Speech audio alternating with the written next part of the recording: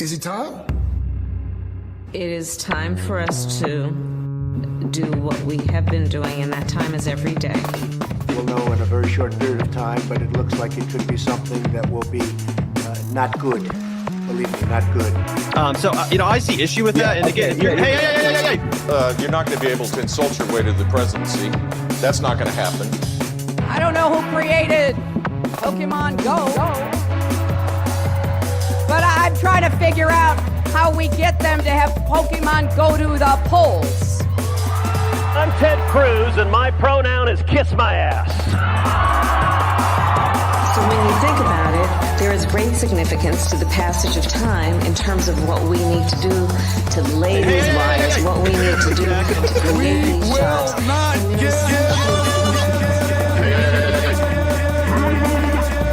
America is a nation that can be defined in a single word.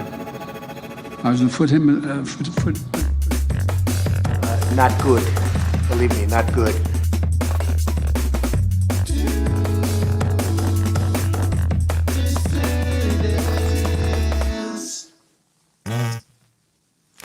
Hello, dissidents. Welcome, one and all, to a special Tuesday evening edition of the Do Dissidents podcast. My name's Keaton Weiss, here with Russell Davila, of course. Hola! Way too loud. Something's wrong with the microphone. No, I said it loud. No, it's sure? fucked up because of the headphones sure? or something, yeah.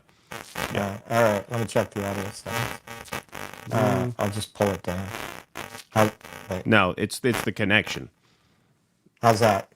No. Oh, it's like crackling? Yeah, it's because of the headphones, probably. Did you not have the headphones? It was fine when we were off. No, I had... Yeah, no. No, I had the headphones the whole time. Should I go out and come in? Yeah, I guess so. All right.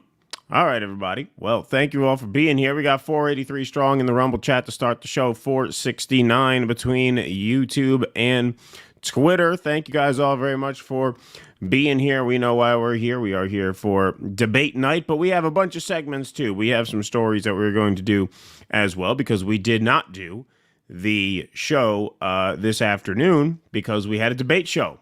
And so we figured if we got a debate show, we will do the debate since Russ is traveling. Easier than doing 2 shows a day, and we'll do some material tonight before and after. Go ahead. What about now? Yeah, that's better. Yeah. All right. I don't know what happened there. But we got about 20 minutes before the debate starts, and so let's start out with some real news of the day, folks. Iran fires dozens of missiles into Israel as retaliation for killing of Hezbollah and Hamas leaders. This number is now well over 100. This article was published this afternoon. It's obviously a story with a lot of moving parts. Things are coming in pretty fast. No pun intended there. Iran said it fired dozens of missiles into Israel on Tuesday, a sharp escalation of the months-long conflict between Israel and the Iran-backed militias Hezbollah and Hamas.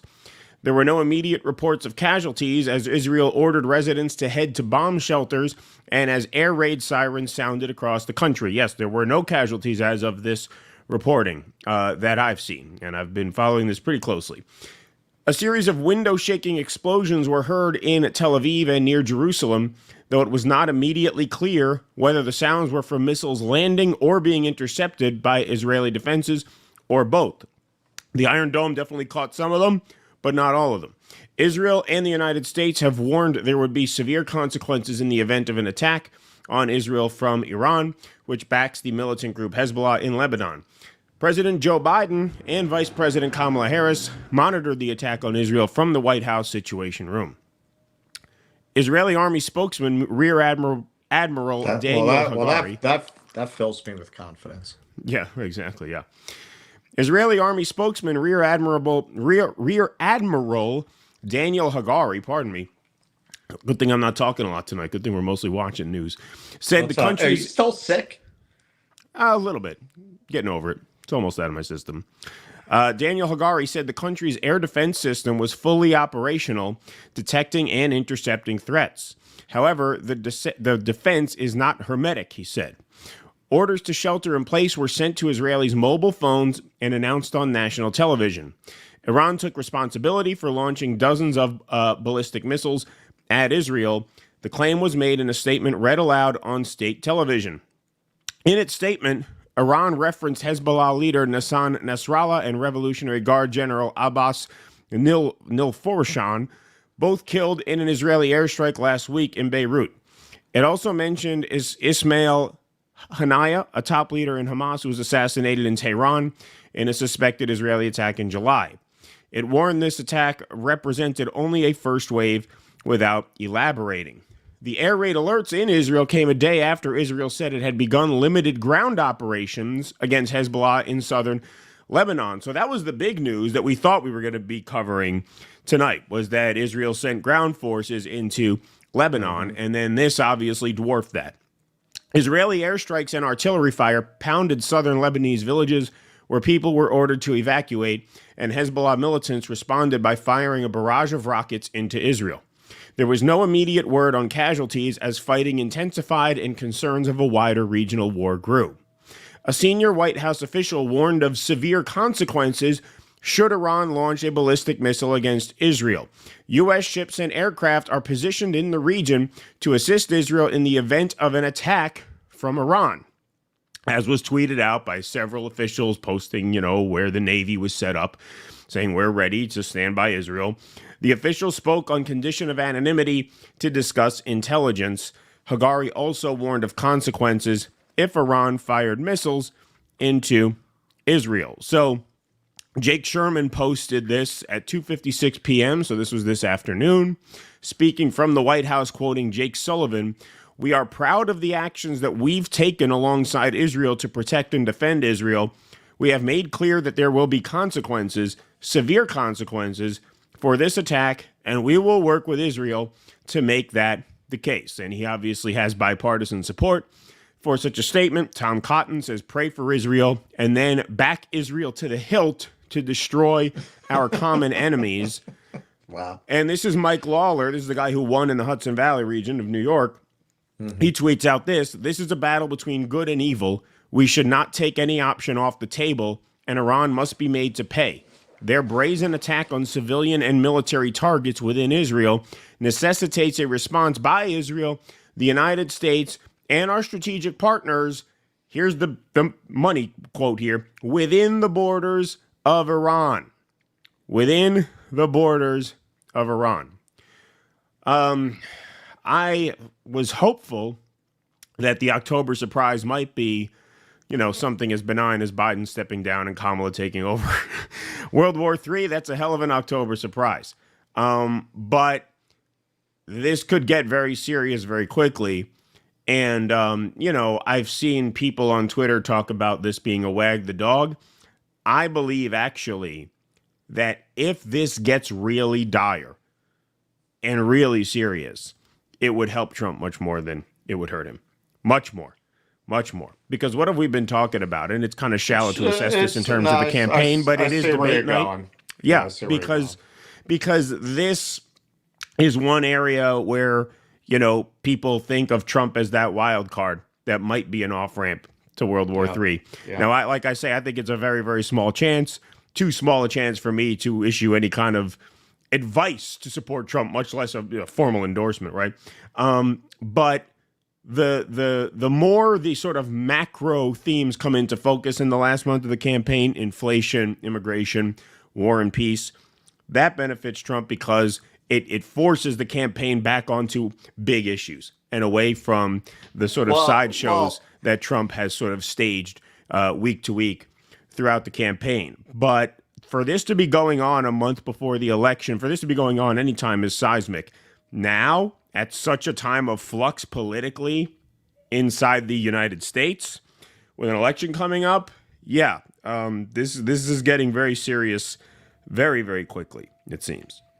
If you're anything like me, you check the headlines as soon as you get up expecting World War III. Right, yeah. So I woke up today, I saw the Iran, I said, of course. But of course, Iran has launched missiles at Israel. I fully expect on any given morning to wake up to the U.S. is engaged in armed conflict with Iran. between that and the port strike, which tanked the markets today, and if it does go on, as that guy seems serious as a heart attack about it, if it does go on, as long as he's claiming it's going to go on, and the owners dig their heels in, the market is going to crash hard, and you're going to have a big spike in inflation, exactly where people are going to feel it right before the election at the grocery store, when they're not able to get fruits and vegetables at reasonable prices. Well, that's another thing. And I read an article on when those things would start to really spike, and yeah, like about 30 days out, it's really it'll probably start going up by next week, but after about a month, the stores are really going to be out of these things. To have that happening right before the election, yeah, the stock market will just tank for as long as this is going on. Like I don't see it bouncing back. The longer this drags on, the more the market's going to tank. It's gone on a pretty strong run over the summer. It's probably inflated as it is, so there's a lot of room for it to pull back now. So you could see it at 10 to 20% drop if this goes on. If you have that going on, plus you've got Israel and Iran trading missiles, yeah, that's the best news Trump has gotten since he got shot in the ear. Yeah, right. Exactly. No, I mean, those are the kinds of macro things that can sort of put the race into a certain focus. And, in terms of just the diplomatic prowess on display with this, Ryan Grimm put out a tweet, and, we're not fans, but I'm not so petty that I can't give him credit where it's due. He said this is either intentional, meaning either Biden always wanted this to escalate this way and it just happens slowly, or it's, one of the most catastrophic failures of diplomacy in modern history. This is a year later. We were all thinking something like this may happen in January of this year, in October of last year. We're like, hey, this could be the time where the Arab nations see their moment to pounce, just like Israel sees their moment, right? Like, this might be the time when the Arab nations just say, okay, this is this fight. This went on for a year. Biden has been saying for a year, he hasn't been on board for a ceasefire, but he's been saying from the outset he did not want this to expand into a regional war. And a year later, here we are. A year later, this is on its way to happening. It could be a matter of days now. It may very well be a matter of days now. We might be in an armed conflict. Not Israel. We might be in an armed conflict with Iran by our next show. It's possible. It's possible. It's always hard to tell with because the only people who really have resources to directly cover that region are the corporate media. So you're kind of forced to try to read the tea leaves from their half-assed reporting on the region. But the analysis seems to be, if Iran really wanted to hit them, they could have done better than that. That this is kind of a repeat of what they did a couple of months ago. More saber rattling than intended to ratchet up tensions. But they feel like they have to do something to save face. Totally possible, but what are these consequences that not only some congressmen are talking about, but that Jake Sullivan is talking about, and obviously Netanyahu is promising this. Don't forget, Israel has, what do they call it, the Samson option to use nuclear weapons. Could they be holding that over our head? Could they be saying, hey, look, you're going to figure out a way to back everything we do, because if you turn your back on us, we're just going to drop nuclear weapons. That's that. I mean, this state, you don't think this state is evil enough to hold the whole world hostage? Oh, of course they are. Of course they are. Well, that's not, right? That's no, I'm not. I don't mean you. I mean, not you. I mean, the general you. Everyone. Does anyone not think they're evil enough to do that? Yes. Yes. Yeah, no, I am fully prepared on any given day to wake up to World War III. You're right. This would definitely favor Trump. It seems like a lot of things are falling into place right now in October that favor Trump. Between the port strike and this blowing up in the Middle East, literally, That definitely makes the argument, the unlikely argument, that Trump is the anti-chaos candidate. Right. Or, I mean, yes, that's one way of phrasing it. Another way of phrasing, I suppose this is only a matter of semantics, but the more the trajectory towards doom seems certain under Kamala, the more the sort of wild card candidate becomes a card you might just want to play. Exactly. Because you're for the one empty chamber in this. Exactly. In the like six, we're literally going to be in a nuclear conflict in a few months, or we might be in a nuclear conflict in a few days. So what are we going to do? Now, of course, if it gets to that point, by the time Trump would take office, it'd be too late. Right. Right. I mean, my job is to talk, but I am rendered speechless by just what a catastrophic failure this administration has been. Yes. And I mean, it is just unbelievable that after a year, we're here. You had a year to rein this terrorist state in, and you did not do it. You let them dog walk us into World War III. Why'd you even bother trying to start World War III in Ukraine? I made that meme. I posted it about a week ago. So you spent all this time trying, there's the meme of the African kid giving the side eye to the white lady. Yeah, so you spent all this time trying to start World War III in Eastern Europe when you knew Israel would just do it for you all along? Kind of a waste of time, right? Yeah, well, there is no president. This is you're getting a view of the military-industrial complex ruling directly with no interference. Yeah, that's it. And so we just have to wait with bated breath. We almost wanted to do this segment at the end of the show in case any late-breaking stuff happens, but we figured we'd get it out of the way before the show. So, folks, we are here to cover the debate between Weird and Weirder, J.D. Vance and Tim Walz, and that's going to be starting in about 5 minutes. But we do have Rumble Rants and Super Chats to get to. 5 minutes? 5 minutes. I need more coffee for this. Yeah. I mean, you can go make some. Doesn't matter. We're just going to be watching. Israel called Biden for help and promised to help take out Saddam Hussein. Thank you. Yeah, somebody asked me how much I shorted, so I did want to say something about that. Okay, so you know which stocks are doing very well. I bet you can guess. What sector do you think is doing very well right now? I mean, I don't know. There's probably a few different things. With World War III about to start. Defense. Well, obviously weapons. Yeah, weapons, that's the obvious one. Yeah, but those are hitting all-time highs right now. Thinking freeze-dried food. Yeah. See, they got it in the chat. They got it. All right, so I would never do this. I don't put money in weapons. Probably the best counterintuitive bet right now is Boeing.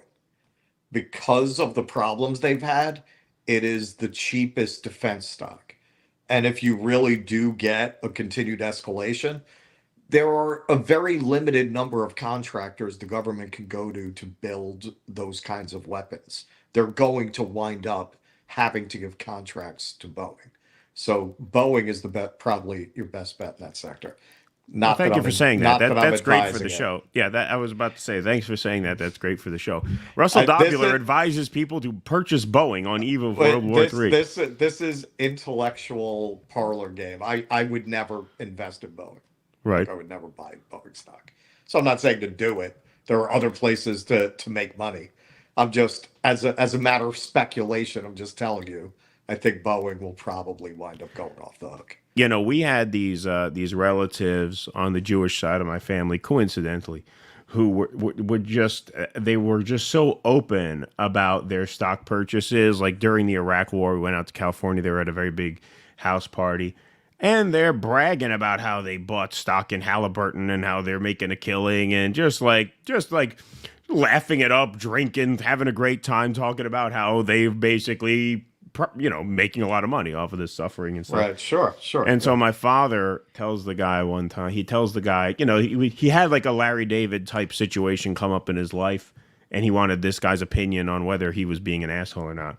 And so my father says to the guy across the table, and he says this right to his face and trusted that the guy wouldn't get offended. He says, so Artie, I got to ask you this because you're a person whose moral standards I would not want to fall below. So I want you to tell me if I was an asshole here, because if you think I'm an asshole, that means I probably fucked up. Right? Yeah. Yes. No. Don't buy Boeing. That was not to be construed as financial advice. Yes. Or spiritual advice. Or spiritual advice. You definitely do not. That's like a notch below buying stock in Smith & Wesson. Exactly. Hey, folks, we are able to display super chats tonight since we're on a different system because we're Mystery Science Theatering this. So during the debate, super chats will be displayed as super heckles. So if you have input, if you got a wisecrack or a joke or an insight about the debate and you want it on the screen, you could super chat us or rumble rant us and we'll throw it up here. Just like this, Barry91, thanks to the $10. YouTube working overtime to keep you guys off grid. I'm subscribed. I pressed the notify button for when the video comes out and still had to search the video up directly for your channel to find it. Really? Yeah. Yeah. Well, who knows? It's always hard to tell. And even if you do tell, there's nothing you can do about it. There's nothing you can do anyway. Yeah. It doesn't really matter. Like, there's no person you can call and be like, hey, what the fuck? Send the notifications I mean, out. look, way back. David Dole actually. Oh, wait, here they are. Oh, sorry. We are here. Sorry. My fault, folks. They're starting a minute early. All right, we're to CBS News. Oh, 1 minute. Okay, never mind. 1 minute. Go ahead, Russell. You got time. David Dole did that video showing very clearly that YouTube was not allowing subscriber growth on their channels. Now, they got their mind right. The algo's probably juicing them. Although you never see David Dole anymore. No, I don't really He's look. Disappeared. Kind of disappeared. JM, thanks for the $2. Appreciate that. Tim Walz and JD Vance are both very safe and effective. Thank you, Hobbs45. Hey, Jax Page is here. Hey, Jax, I wasn't going to watch this shit show, but here I am. I'm only here for your jokes about these two clowns. Thank you, Jax. Appreciate that.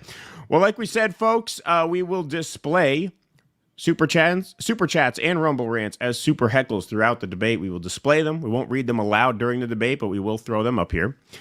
Hobbs45 says Pete Rose was denied entry to heaven based on St. Peter finding out he bet on the over. Yeah, that's good. All right, folks, so we are 5 seconds away. We will now go to the van, and our friends at CBS News take it away. A month to go until Election Day, the first and only meeting between the two men who hope to become vice president of the United States. Democratic Governor Tim Walz of Minnesota and Republican Senator J.D. Vance of Ohio. Now, this is likely the final debate of this election cycle, and voting is already underway in 20 states. CBS News polling shows this remains a race either presidential candidate could win. The CBS News vice presidential debate starts now. Fight for every single vote, and we're going to take this country back. And we are ready to continue to build the future together. We're going to turn this whole country red with President Donald J. Trump's leadership. You know what's at the end of this little journey? Kamala Harris as the next president of the United States. This is a CBS News special, live from CBS News headquarters in New York. America decides. The vice presidential debate. This is going to make Dan Quayle look good. Yeah. Good evening, I'm Nora O'Donnell, and thank you for joining us for tonight's CBS News vice presidential debate. What makes this debate, under normal circumstances, the VP debate means absolutely nothing.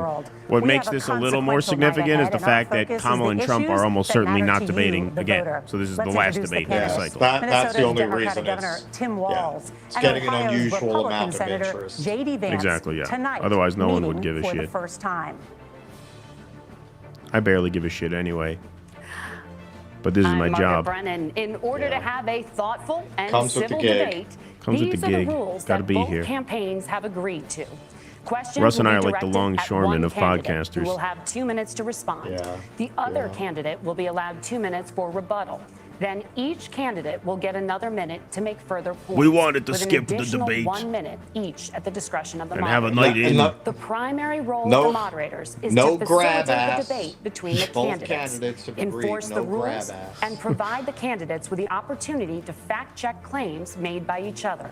CBS News reserves the right to mute the candidates' microphones to maintain decorum.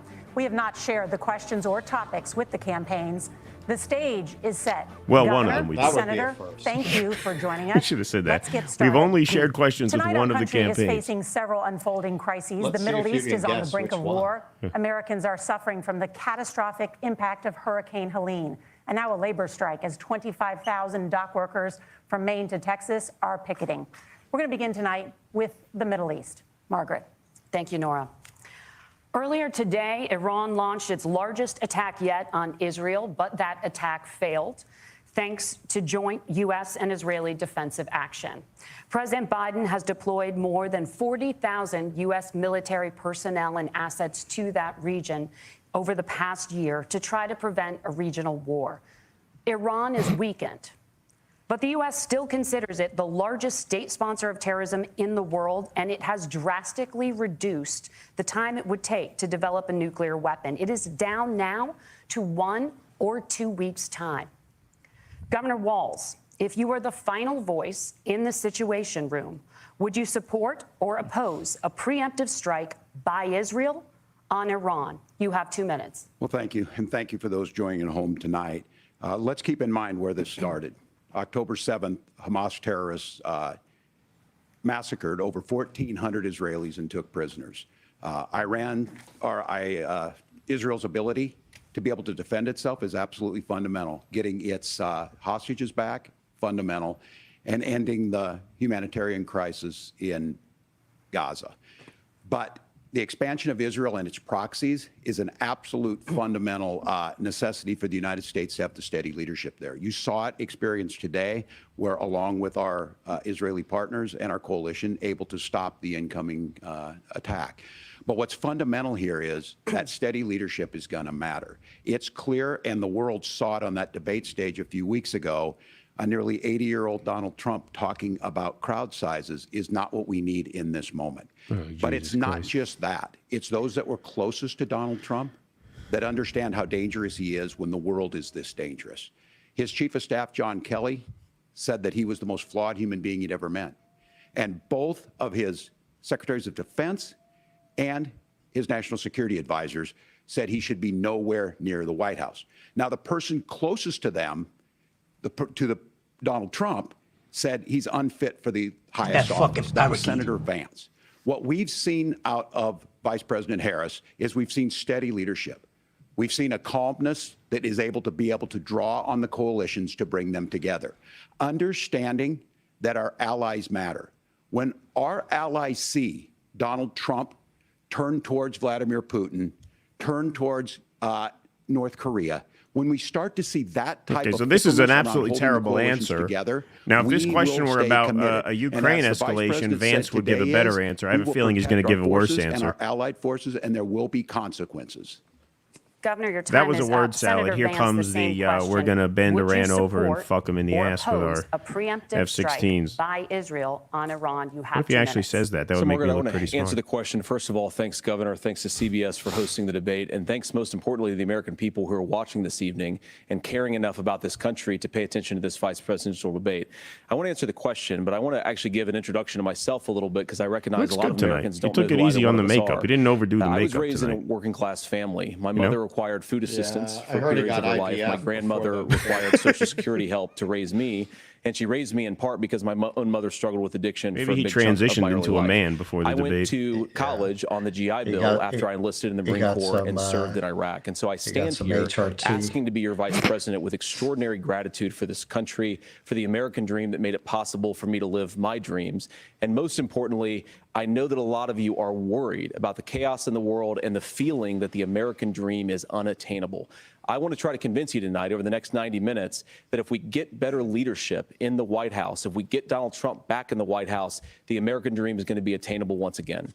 Now, to answer this particular question, we have to remember that as much as Governor Walz just accused Donald Trump of being an agent of chaos, Donald Trump actually delivered stability in the world, and he did it by establishing effective deterrence. People were afraid of stepping out of line. Iran, which launched this attack, has received over $100 billion in unfrozen assets thanks to the Kamala Harris administration. What do they use that money for? They use it to buy weapons that they're now launching against our allies, and God forbid, potentially launching against the United States as well. Donald Trump recognized that for people to fear the United States, you needed peace through strength. They needed to recognize that if they got out of line, the United States global leadership would put stability and peace back in the world. Now, you asked about a preemptive strike, Margaret, and I want to answer the question. Look, it is up to Israel what they think they need to do to keep their country safe, and we should support our allies wherever they are when they're fighting the bad guys. I think that's the right approach to take with the Israel question. Thank you, Senator. That's actually Governor a more Walz, effective do you care answer to than respond his. to any Yes, of it the was. allegations? Well, look, Donald Trump was in office. We'll sometimes hear a revisionist history, but when Donald Trump was in office, it was Donald Trump who we had a coalition of nations that had boxed Iran's nuclear program in, the inability to advance it. Donald Trump pulled that program and put nothing else in its place. So Iran is closer to a nuclear weapon than they were before because of Donald Trump's fickle leadership. And when Iran shot down an American aircraft in international airspace, Donald Trump tweeted, because that's the standard diplomacy of Donald Trump. And when Iranian missiles did fall near U.S. troops and they received traumatic brain injuries, Donald Trump wrote it off as headaches. Look, our allies understand that Donald Trump is fickle. He will go to whoever has the most flattery or where it makes sense to him. Steady leadership like you witnessed today, like you witnessed in April. Both Iranian attacks were repelled. Our coalition is strong, Thank you, and we Crypto need Bambi. the steady leadership that Kamala Harris is providing. Senator Vance, the U.S. did have a diplomatic deal That's with Iran steady to temporarily sleepwalking pause into parts World of its War nuclear III program, leadership. and President Trump did exit that deal.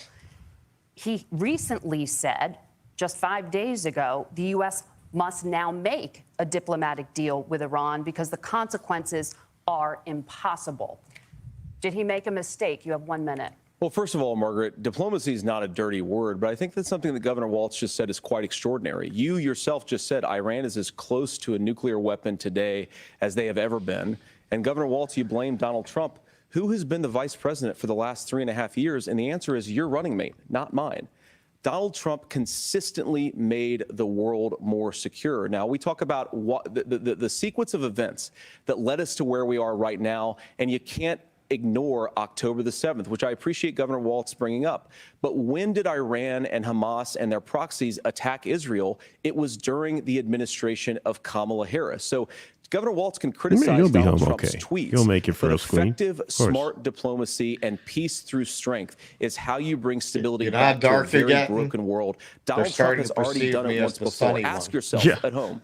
When was the last time, I'm 40 years old, when was the last time that an American president didn't have a major conflict break out? The only answer is during the 4 years that Donald Trump was president. Gentlemen, we have a lot to get to. Nora? Margaret, thank you. Let's turn now to Hurricane Helene. The storm could become one of the deadliest on record. So that's it for World War III? 3 minutes at the top? People are dead, That's and it. hundreds more are missing. I Scientists want to get to say the bottom of climate that change tampon makes these question. hurricanes larger, stronger, and more deadly because of the historic rainfall.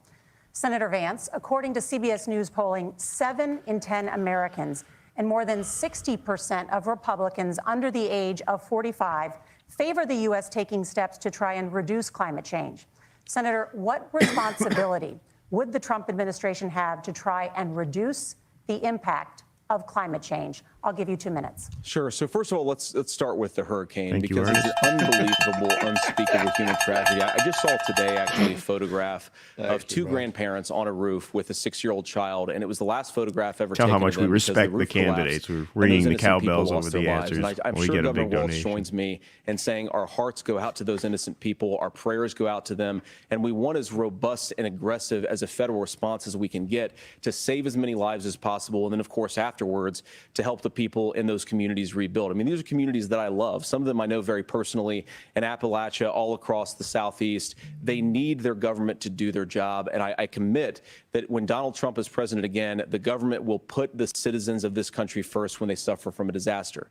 Now, Nora, you asked about climate change. I think this is a very important issue. Look, a lot of people are justifiably worried about all these crazy weather patterns. I think it's important for us, first of all, to say, Donald Trump and I support clean air, clean water. We want the environment to be cleaner and safer. But one of the things that I've noticed some of our Democratic friends talking a lot about is a concern about carbon emissions, this idea that carbon emissions drives all of the climate change. Well, let's just say that's true, just for the sake of argument, so we're not arguing about weird science. Let's just say that's true. Well, if you believe that, what would you want to do? The answer is that you'd want to reshore as much American manufacturing as possible, and you'd want to produce as much energy as possible in the United States of America because we're the cleanest economy in the entire world. What have Kamala Harris's policies actually led to? More energy production in China, more manufacturing overseas, more doing business in some of the dirtiest parts of the entire world. And when I say that, I mean the amount of carbon emissions they're doing per unit of economic output. So if we actually care about getting cleaner air and cleaner water, the best thing to do is to double down and invest in American workers and the American people. And unfortunately, Kamala Harris has done exactly the opposite. Look at that. Governor Walz, you have 2 minutes to respond. Well, we got close to an agreement because all those things are happening. Look, first of all, it is a horrific tragedy with this hurricane. And my heart goes out to the folks that are down there in contact with the governors. I serve as co-chair of the Council of Governors as we work together on these emergency managements. Governors know no partisanship. They work together. So all of the governors and the emergency responders are on the ground. Those happen on the front end. The federal government comes in, makes sure they're there that we recover. But we're still in that phase where we need to make sure that they're staying there, staying focused. Now, look, coming back to the climate change issue, there's no doubt this thing roared onto the scene faster and stronger than anything we've seen. Senator Vance has said that there's a climate problem in the past. Donald Trump called it a hoax and then joked that these things would make more beachfront property to be able to invest in. What we've seen out of the Harris administration now, the Biden-Harris administration, is we've seen this investment. We've seen massive investments, the biggest in global history that we've seen in the Inflation Reduction Act, has created jobs all across the country. 2,000 in Jeffersonville, Ohio, taking the EV technology that we invented and making it here. 200,000 jobs across the country. The largest solar manufacturing plant in North America sits in Minnesota. But my farmers know climate change is real. They've seen 500-year droughts, 500-year floods back to back. But what they're doing is adapting, and this has allowed them to tell me, look, I harvest corn, I harvest soybean, and I harvest wind. We are producing more natural gas and more oil at any time than we ever have. We're also producing more clean energy. So the solution for us is to continue to move forward, that climate change is real. Reducing our impact is absolutely critical, but this is not a false choice. You can do that at the same time you're creating the jobs that we're seeing all across the country. That's exactly what this administration has done. We are seeing us becoming an energy superpower for the future, not just the current. And that's what absolutely makes sense. And then we start thinking about how do we mitigate these disasters. Thank you. Senator, I want to give you an opportunity to respond there. The governor mentioned that President Trump has called climate change a hoax. Do you agree? Well, look, what the president has said is that if the Democrats, in particular Kamala Harris and her leadership, if they really believe that climate change is serious, what they would be doing is more manufacturing and more energy production in the United States of America, and that's not what they're doing. So clearly, Kamala Harris herself doesn't believe her own rhetoric on this. If she did, she would actually agree with Donald Trump's energy policies. Now, something Governor Walz said I think is important to touch upon, because when we talk about clean energy, I think that's a slogan that often the Democrats will use here. And I'm talking, of course, about the Democratic leadership. And the real issue is that if you're spending hundreds of millions or even billions of dollars of American taxpayer money on solar panels that are made in China, number one, you're going to make the economy dirtier. We should be making more of those solar panels here in the United States of America. Some of them are, Tim, but a lot of them are being made overseas in China, especially the components that go into those solar panels. So if you really want to make the environment cleaner, you've got to invest in more energy production. We haven't built a nuclear facility, I think, one in the past 40 years. Senator. Natural gas, we got to invest more in it. Kamala Harris has done the opposite. That's raised energy prices and also meant that we're doing worse by the climate. Senator, your time is up. Governor, would you like to respond? Well, look, we're producing more natural gas than we ever have. There's no moratorium on that. We're producing more oil. But the folks know, and like I said again, these are not liberal folks. These are not folks that are Green New Deal folks. These are farmers that have been drought one year, massive flooding the next year. They understand that it makes sense. Look, our #1 export cannot be topsoil from erosion from these massive storms. We saw it in Minnesota this summer. And thinking about how do we respond to that, we're thinking ahead on this. And what Kamala Harris has been able to do in Minnesota, we're starting to weatherproof some of these things. The infrastructure law that was passed allows us to think about mitigation in the future. How do we make sure that we're protecting by burying our power lines? How do we make sure that we're protecting lakefronts and things that we're seeing more and more of? But to call it a hoax and to take the oil company executives to Mar-a-Lago, say, give me money for my campaign and I'll let you do whatever you want. We can be smarter about that, and an all-above energy policy is exactly what she's doing, creating those jobs right here. Governor, your time is up. The overwhelming consensus among scientists is that the Earth's climate is warming at an unprecedented rate. Hey, whoa! I thought you weren't supposed to fact check. We're going to turn now to immigration. The crisis at the U.S. Well, did they say they weren't going to fact check? That was their thing. That was their thing. They weren't supposed to. For American voters. When did they say that? Senator Vance. A couple days ago. Your campaign What is this is pledging to issue? carry out the largest mass deportation plan in American history. I think they announced and it a couple to days use ago. the U.S. military to do so. Could you be more specific about exactly how this will work? For example, would you deport parents who have entered the U.S. illegally and separate them from any of their children who were born on U.S. soil? You have 2 minutes. So first of all, Margaret, before we talk about deportations, we have to stop the bleeding. We have a historic immigration crisis because Kamala Harris started and said that she wanted to undo all of Donald Trump's border policies. 94 executive orders suspending deportations, decriminalizing illegal aliens, massively increasing the asylum fraud that exists in our system. That has opened the floodgates. And what it's meant is that a lot of fentanyl is coming into our country. I had a mother who struggled with opioid addiction and has gotten clean. I don't want people who are struggling with addiction to be deprived of their second chance because Kamala Harris let in fentanyl into our communities at record levels. So you've got to stop the bleeding. You've got to re-implement Donald Trump's border policies, build the wall, re-implement deportations. And that gets me to your point, Margaret, about what do we actually do? So we've got 25 million illegal aliens who are here in the country. What do we do with them? I think the first thing that we do is we start with the criminal migrants. About 1 million of those people have committed some form of crime in addition to crossing the border illegally. I think you start with deportations on those folks. And then I think you make it harder for illegal aliens to undercut the wages of American workers. A lot of people will go home if they can't work for less than minimum wage in our own country. And by the way, that'll be really good for our workers who just want to earn a fair wage for doing a good day's work. And the final point, Margaret, is you ask about family separation. Right now in this country, Margaret, we have 320,000 children that the Department of Homeland Security has effectively lost. Some of them have been sex trafficked. Some of them hopefully are at homes with their families. Some of them have been used as drug trafficking mules. The real family separation policy in this country is unfortunately Kamala Harris's wide open southern border. And I'd ask my fellow Americans to remember when she came into office, she said she was going to do this. Real leadership would be saying, you know what, I screwed up. We're going to go back to Donald Trump's border policies. I wish that she would do that. It would be good for all of us.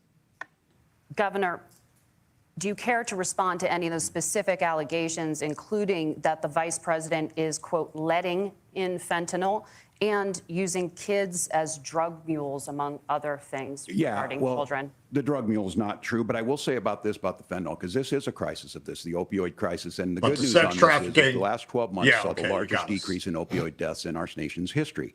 30% decrease in Ohio, but there's still more work to do. But let's go back to this on immigration. Kamala Harris was the Attorney General of the largest state and a border state in California. I got a bag of blow stapled to my colon right now. Prosecuted transnational gangs for human trafficking and drug interventions. But look, we all want to solve this. Most of us want to solve this, and that is the United States Congress. That's the Border Patrol agents. That's the Chamber of Commerce. That's most Americans out here. That's why we had the fairest and the toughest bill on immigration that this nation's seen. It was crafted by a conservative senator from Oklahoma, James Lankford. I know him. He's super conservative, but he's a man of principle, wants to get it done. Democrats and Republicans worked on this piece of legislation. The Border Patrol said, this is what we need in here. These are the experts. And the Chamber of Commerce and the Wall Street Journal said, pass this thing. Kamala Harris helped get there. 1,500 new border agents, detection for drugs, DOJ money to speed up these the adjudications on this, just what America wants. But as soon as I was getting ready to pass and actually tackle this, Donald Trump said no, told them to vote against it because it gives him a campaign issue. It gives him to, what would Donald Trump talk about if we actually did some of these things? And they need to be done by the legislature. You can't just do this through the executive branch. So look, we have the options to do this. Donald Trump had 4 years. He had 4 years to do this. And he promised you, America, how easy it would be. I'll build you a big, beautiful wall, and Mexico will pay for it. Less than 2% of that wall got built, and Mexico didn't pay a dime. But here we are again, 9 years after he came down that escalator, dehumanizing people and telling them what he was going to do. As far as the deportation plan, at one point, Senator Vance said it was so unworkable to be laughable. So that's where we're at. Pass the bill, she'll sign it. Governor, your time is up. Senator, the question was, will you separate parents from their children, even if their kids are U.S. citizens? You have 1 minute. Margaret, my point is that we already have massive child separations thanks to Kamala Harris's open border. And I didn't accuse Kamala Harris of inviting drug mules. I said that she enabled the Mexican drug cartels to operate freely in this country. And we know that they use children as drug mules. And it is a disgrace. And it has to stop. He should have just hit him on that. Said just doesn't pass the smell test. For 3 years, Kamala Harris went out bragging that she was going to undo Donald Trump's border policy. She did exactly that. We had a record number of illegal crossings. We had a record number of fentanyl coming into our country. And now that she's running for president, or a few months before, she says that somehow she got religion and cared a lot about a piece of legislation. The only thing that she did when she became the vice president, when she became the appointed border czar, was to undo 94 Donald Trump executive actions that opened the border. This problem is leading to massive problems in the United States of America. Parents who can't afford health care, schools that are overwhelmed. It's got to stop, and it will when Donald Trump is president again. Senator, your time is up. Governor, what about our CBS News polling, which does show that a majority of Americans, more than 50%, support mass deportations? Look, we fix this issue with a bill that is necessary, but the issue on this is what happens when you don't want to solve it. You demonize it. And we saw this, and Senator Vance, and it surprises me on this, talking about and saying, I will create stories to bring attention to this. That vilified a large number of people who were here legally in the community of Springfield. The Republican governor said, it's not true, don't do it. There's consequences for this. There's consequences. We could come together. Senator Lankford did it. We could come together and solve this if we didn't let Donald Trump continue to make it an issue. And the consequences in Springfield were the governor had to send state law enforcement to escort kindergartners to school. I believe Senator Vance wants to solve this, but by standing with Donald Trump and not working together to find a solution, it becomes a talking point. And when it becomes a talking point like this, we dehumanize and villainize other human beings. Tim, Governor, your time is up. Senator, I'll give you 1 minute, but let me just ask you the question first. The governor has made the point, and I think as a sitting lawmaker, you know that Congress controls the purse strings and any funding.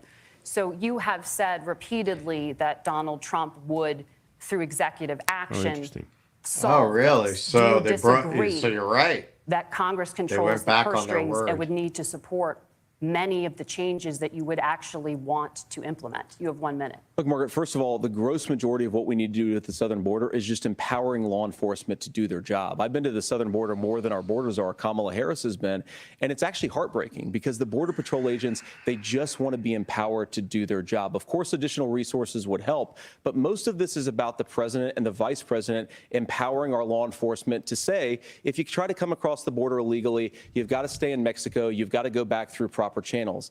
Now, Governor Walz brought up the community of Springfield, and he's very worried about the things that I've said in Springfield. Look, in Springfield, Ohio, and in communities all across this country, you've got schools that are overwhelmed. You've got hospitals that are overwhelmed. You have got housing that is totally unaffordable because we brought in millions of illegal immigrants to compete with Americans for scarce homes. The people that I'm most worried about in Springfield, Ohio, are the American citizens who have had their lives destroyed by Kamala Harris's open border. It is a disgrace, Tim. And I actually think, I agree with you. I think you want to solve this problem, but I don't think that Kamala Harris does. Senator, your time is up. Governor, you have 1 minute to respond. Yeah, well, it is law enforcement that asked for the bill. They helped craft it. They're the ones that supported it. That's because they know we need to do this. Look, this issue of continuing to bring this up, of not dealing with it, of blaming migrants for everything. On housing, we could talk a little bit about Wall Street speculators buying up housing and making them less affordable. Well, you should talk more about that. Yeah, obviously. Look, this bill also gives the money you should just drive it in. I agree. Listen, this is not an endorsement, but I got to say they're both a lot more coherent. Then you start to make a difference in this, and you start to adhere to what we know, American principles. I don't talk about my faith a lot. Well, I thought that too. I mean, it's ridiculous to say that immigrants are why people can't afford houses. I think that's true because Vanguard Group buys 80% of the houses. Order to it. This bill does it. It's funded. It's supported by the people who do it, and it lets us keep our dignity. It's quite a percentage of like new housing, of like newly built housing. It is. Ohio does have a large number. A lot of like new housing is bought up by the corporation. In terms of like overall growth, but it's like more than it's ever been. We have so much to get to. Margaret, I think it's important. I think it's like 17% or something, which is a lot. You guys weren't going to fact check, and since you're fact checking me, I think it's important to say what's actually going on. So there's an application called the CBP One app, where you can go on as an illegal migrant, apply for asylum or apply for parole, and be granted legal status at the wave of a Kamala Harris open border wand. That is not a person coming in, applying for a green card and waiting for 10 years. That is the facilitation of illegal immigration, Margaret, by our own Thank you, Senator, for describing the legal process. We have so much to get to, Senator. Those laws have been on the books since 1990. Thank you, gentlemen. The CBP One app has not been on the books since 1990. It's something that Kamala Harris created, Margaret. Gentlemen, the audience can't hear you because your mics are cut. We have so much we want to get to. Thank you for explaining the legal process. Nora. Thank you, Margaret. The economy is a top concern for voters. Each of your campaigns has released an economic plan, so let's talk about the specifics. Governor Walz, Vice President Harris unveiled a plan that includes billions in tax credits for manufacturing, housing, and a renewed child tax credit. The Wharton School says your proposals will increase the nation's deficit by $1.2 trillion. How would you pay for that without ballooning the deficit? Governor, I'll give you 2 minutes. Yeah, thank you. And Kamala Harris and I do believe in the middle class because that's where we come from. We both grew up in that. We understand. So those of you out there listening tonight, you're hearing a lot of stuff back and forth, and it's good. It's healthy. That's what this is supposed to happen. You should be listening. How's this going to impact me? The bold forward plan that Kamala Harris put out there is talking about this housing issue. The one thing is there's 3 million new houses proposed under this plan with down payment assistance on the front end to get you in a house. A house is much more than just an asset to be traded somewhere. It's foundational to where you're at. And then making sure that the things you buy every day, whether they be prescription drugs or other things, that there's fairness in that. Look, the $35 insulin is a good thing, but it costs $5 to make insulin. They were charging $800 before this law went into effect. As far as the housing goes, I've seen it in Minnesota. 12% more houses in Minneapolis. Now, what are we going to do about the thousands of other drugs? And then making sure tax credits go to the middle class. $6,000 child tax credit. We have one in Minnesota. Reduces childhood poverty by 1/3. We save money in the long run, and we do the right thing for families. And then getting businesses off the ground. The law as it stands right now is $5,000 tax credit for small business, increasing that to $50,000. Now, this is a philosophical difference between us. Donald Trump made a promise, and I'll give you this. He kept it. He took folks to Mar-a-Lago, said, you're rich as hell, I'm going to give you a tax cut. He gave the tax cuts that predominantly went to the top class. What happened there was an $8 trillion increase in the national debt, the largest ever. Now he's proposing a 20% consumption or sales tax on everything we bring in. Everyone agrees, including businesses, it would be destabilizing it, it would increase inflation and potentially lead to a recession. Look, this is simple for you. Where are we going? Kamala Harris has said to do the things she wants to do, we'll just ask the wealthiest to pay their fair share. When you do that, our system works best, more people are participating in it, and folks have the things that they need. Senator, I want to give you a moment to respond on that. But similarly, the Wharton School has done an analysis of the Trump plan and says it would increase the nation's deficit by $5.8 trillion. My question is the same for you. How do you pay for all that without ballooning the deficit? I'll give you 2 minutes. Well, first of all, you're going to hear a lot from Tim Walz this evening, and you just heard it in the answer, a lot of what Kamala Harris proposes to do. And some of it, I'll be honest with you, it even sounds pretty good. Here's what you won't hear, is that Kamala Harris has already done it. Because she's been the vice president for 3.5 years. She had the opportunity to enact all of these great policies. And what she's actually done instead is drive the cost of food higher by 25%, drive the cost of housing higher by about 60%.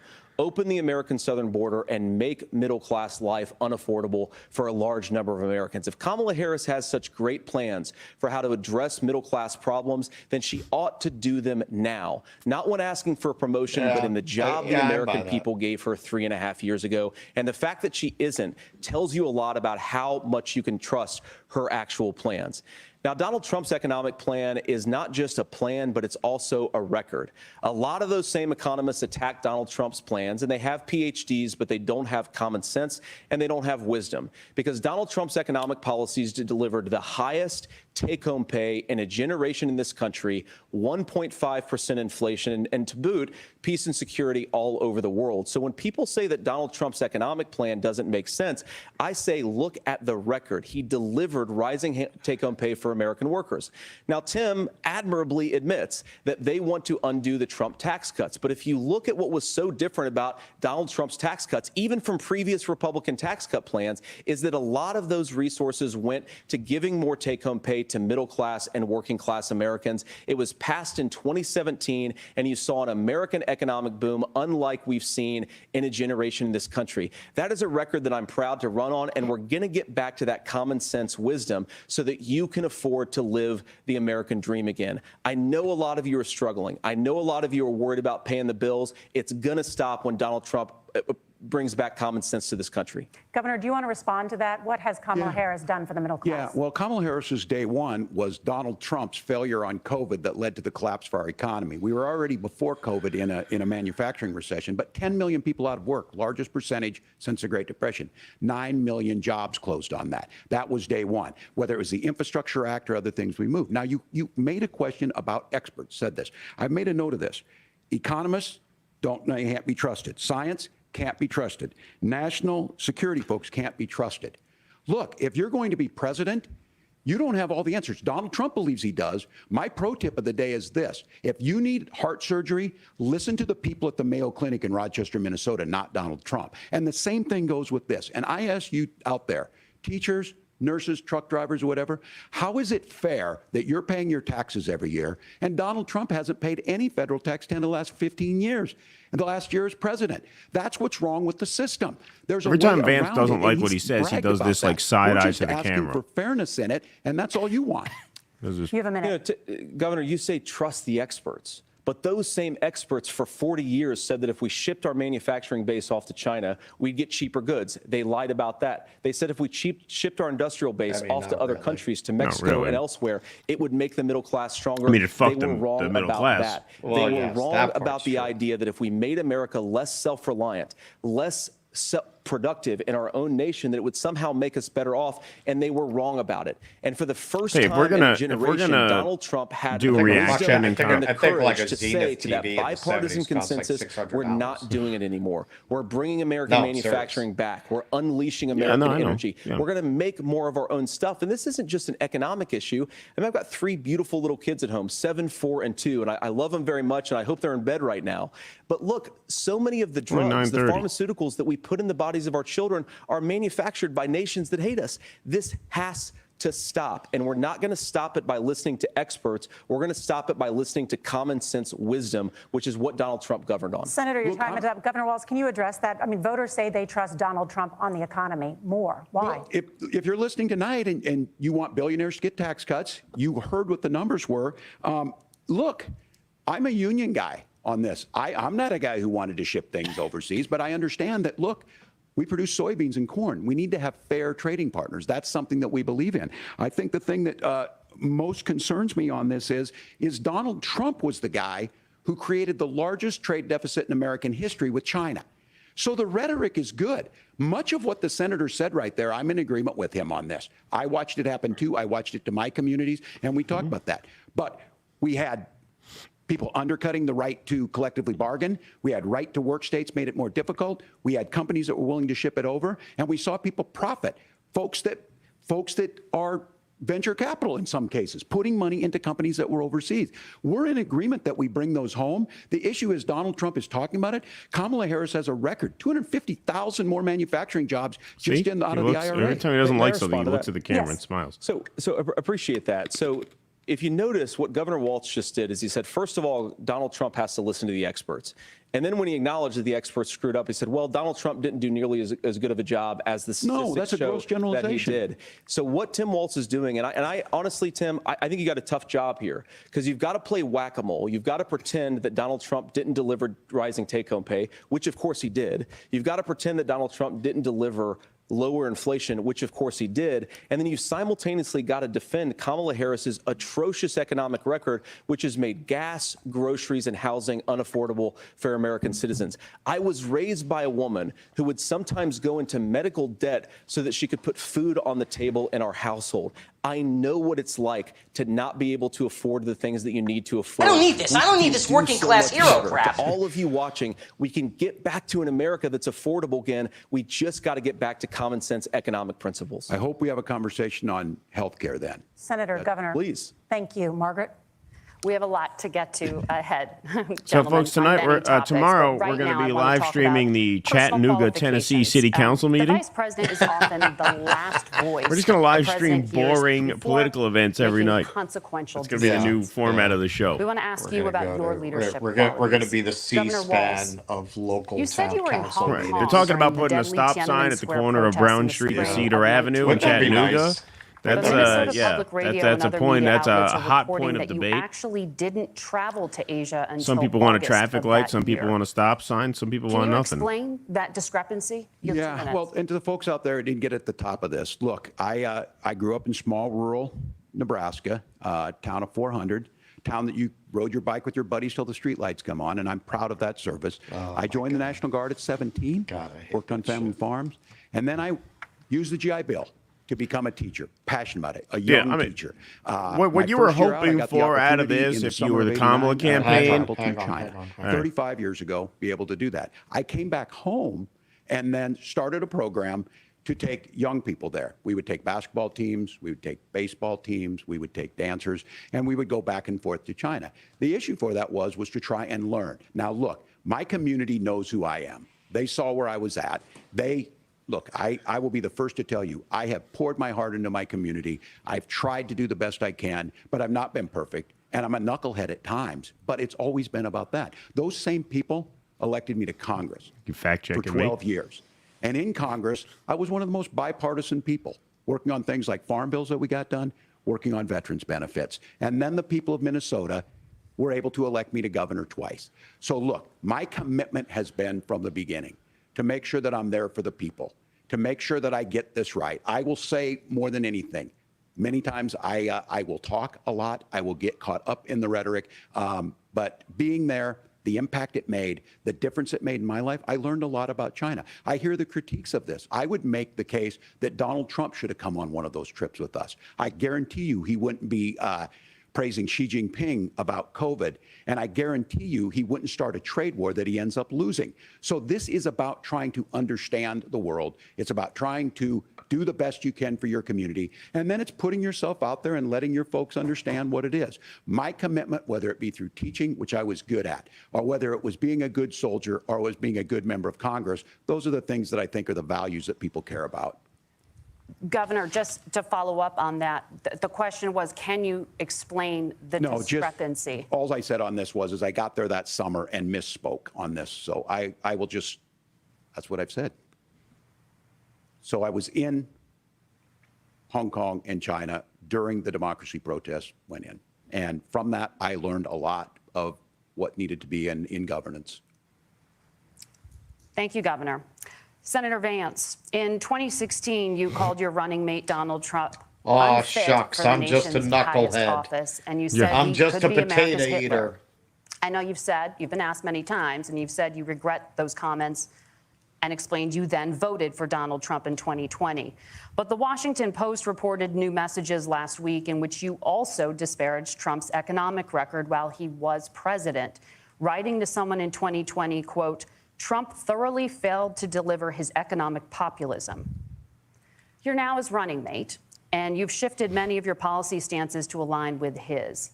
If you become vice president, why should Americans trust that you will give Donald Trump the advice he needs to hear and not just the advice he wants to hear? You have 2 minutes. Well, first of all, Margaret, because I've always been open. And sometimes, of course, I've disagreed with the president, but I've also been extremely open about the fact that I was wrong about Donald Trump. I was wrong, first of all, because I believed some of the media stories that turned out to be dishonest fabrications of his record. But most importantly, Donald Trump delivered for the American people.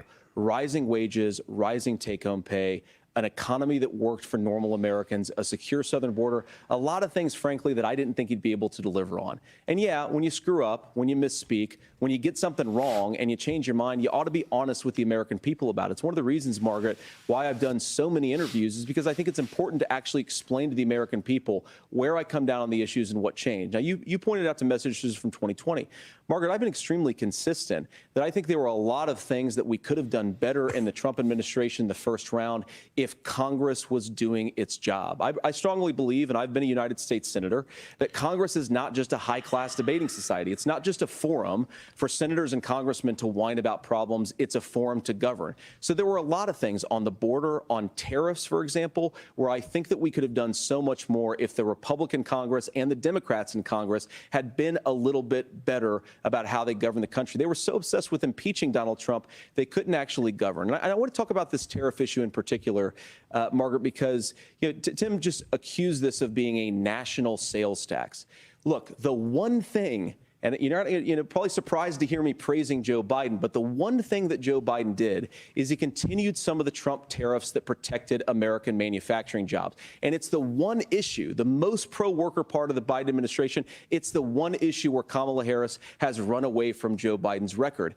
Think about this. If you're trying to employ slave laborers in China at $3 a day, you're going to do that and undercut the wages of American workers unless our country stands up for itself and says you're not accessing our markets unless you're paying middle-class Americans a fair wage.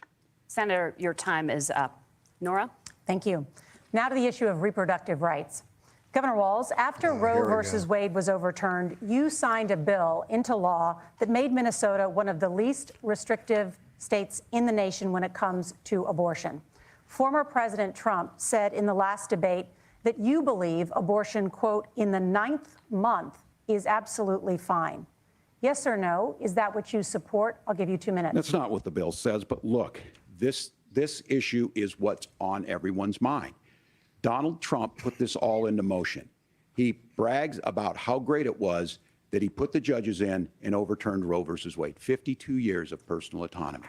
And then he tells us, oh, we send it to the states. It's a beautiful thing. Amanda Zaworski would disagree with you on it's a beautiful thing. A young bride in Texas waiting for their child at 18 weeks. She has a complication, a tear in the membrane. She needs to go in. The medical care at that point needs to be decided by the doctor. And that would have been an abortion. But in Texas, that would have put them in legal jeopardy. She went home, got sepsis, nearly dies, and now she may have difficulty having children. Or in Kentucky, Hadley Duvall, a 12-year-old child raped and impregnated by her stepfather.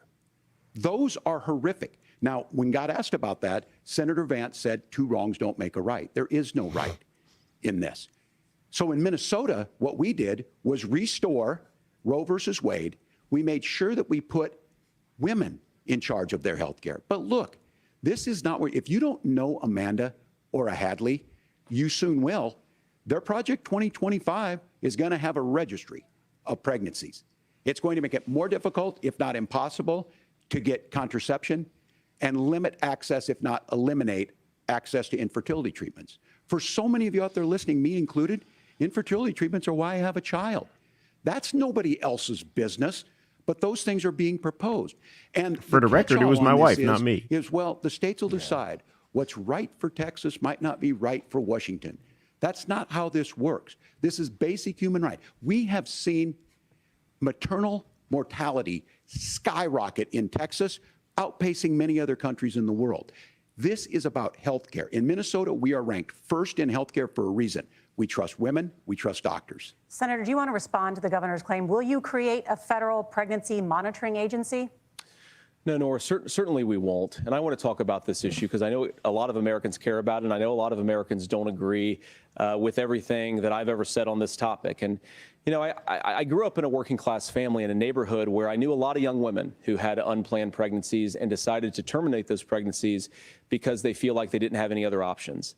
And, you know, one of them is actually very dear to me. And I know she's watching tonight, and I love you. And she told me something a couple years ago that she felt like if she hadn't had that abortion, that it would have destroyed her life because she was in an abusive relationship. And I think that what I take from that as a Republican who proudly wants to protect innocent life in this country, who proudly wants to protect the vulnerable, is that my party, we've got to do so much better of a job at earning the American people's trust back on this issue where they frankly just don't trust us. And I think that's one of the things that Donald Trump and I are endeavoring to do. I want us as a Republican Party to be pro-family in the fullest sense of the word. I want us to support fertility treatments. I want us to make it easier for moms to afford to have babies. I want to make it easier for young families to afford a home so they can afford a place to raise that family. And I think there's so much that we can do on the public policy front just to give women more options.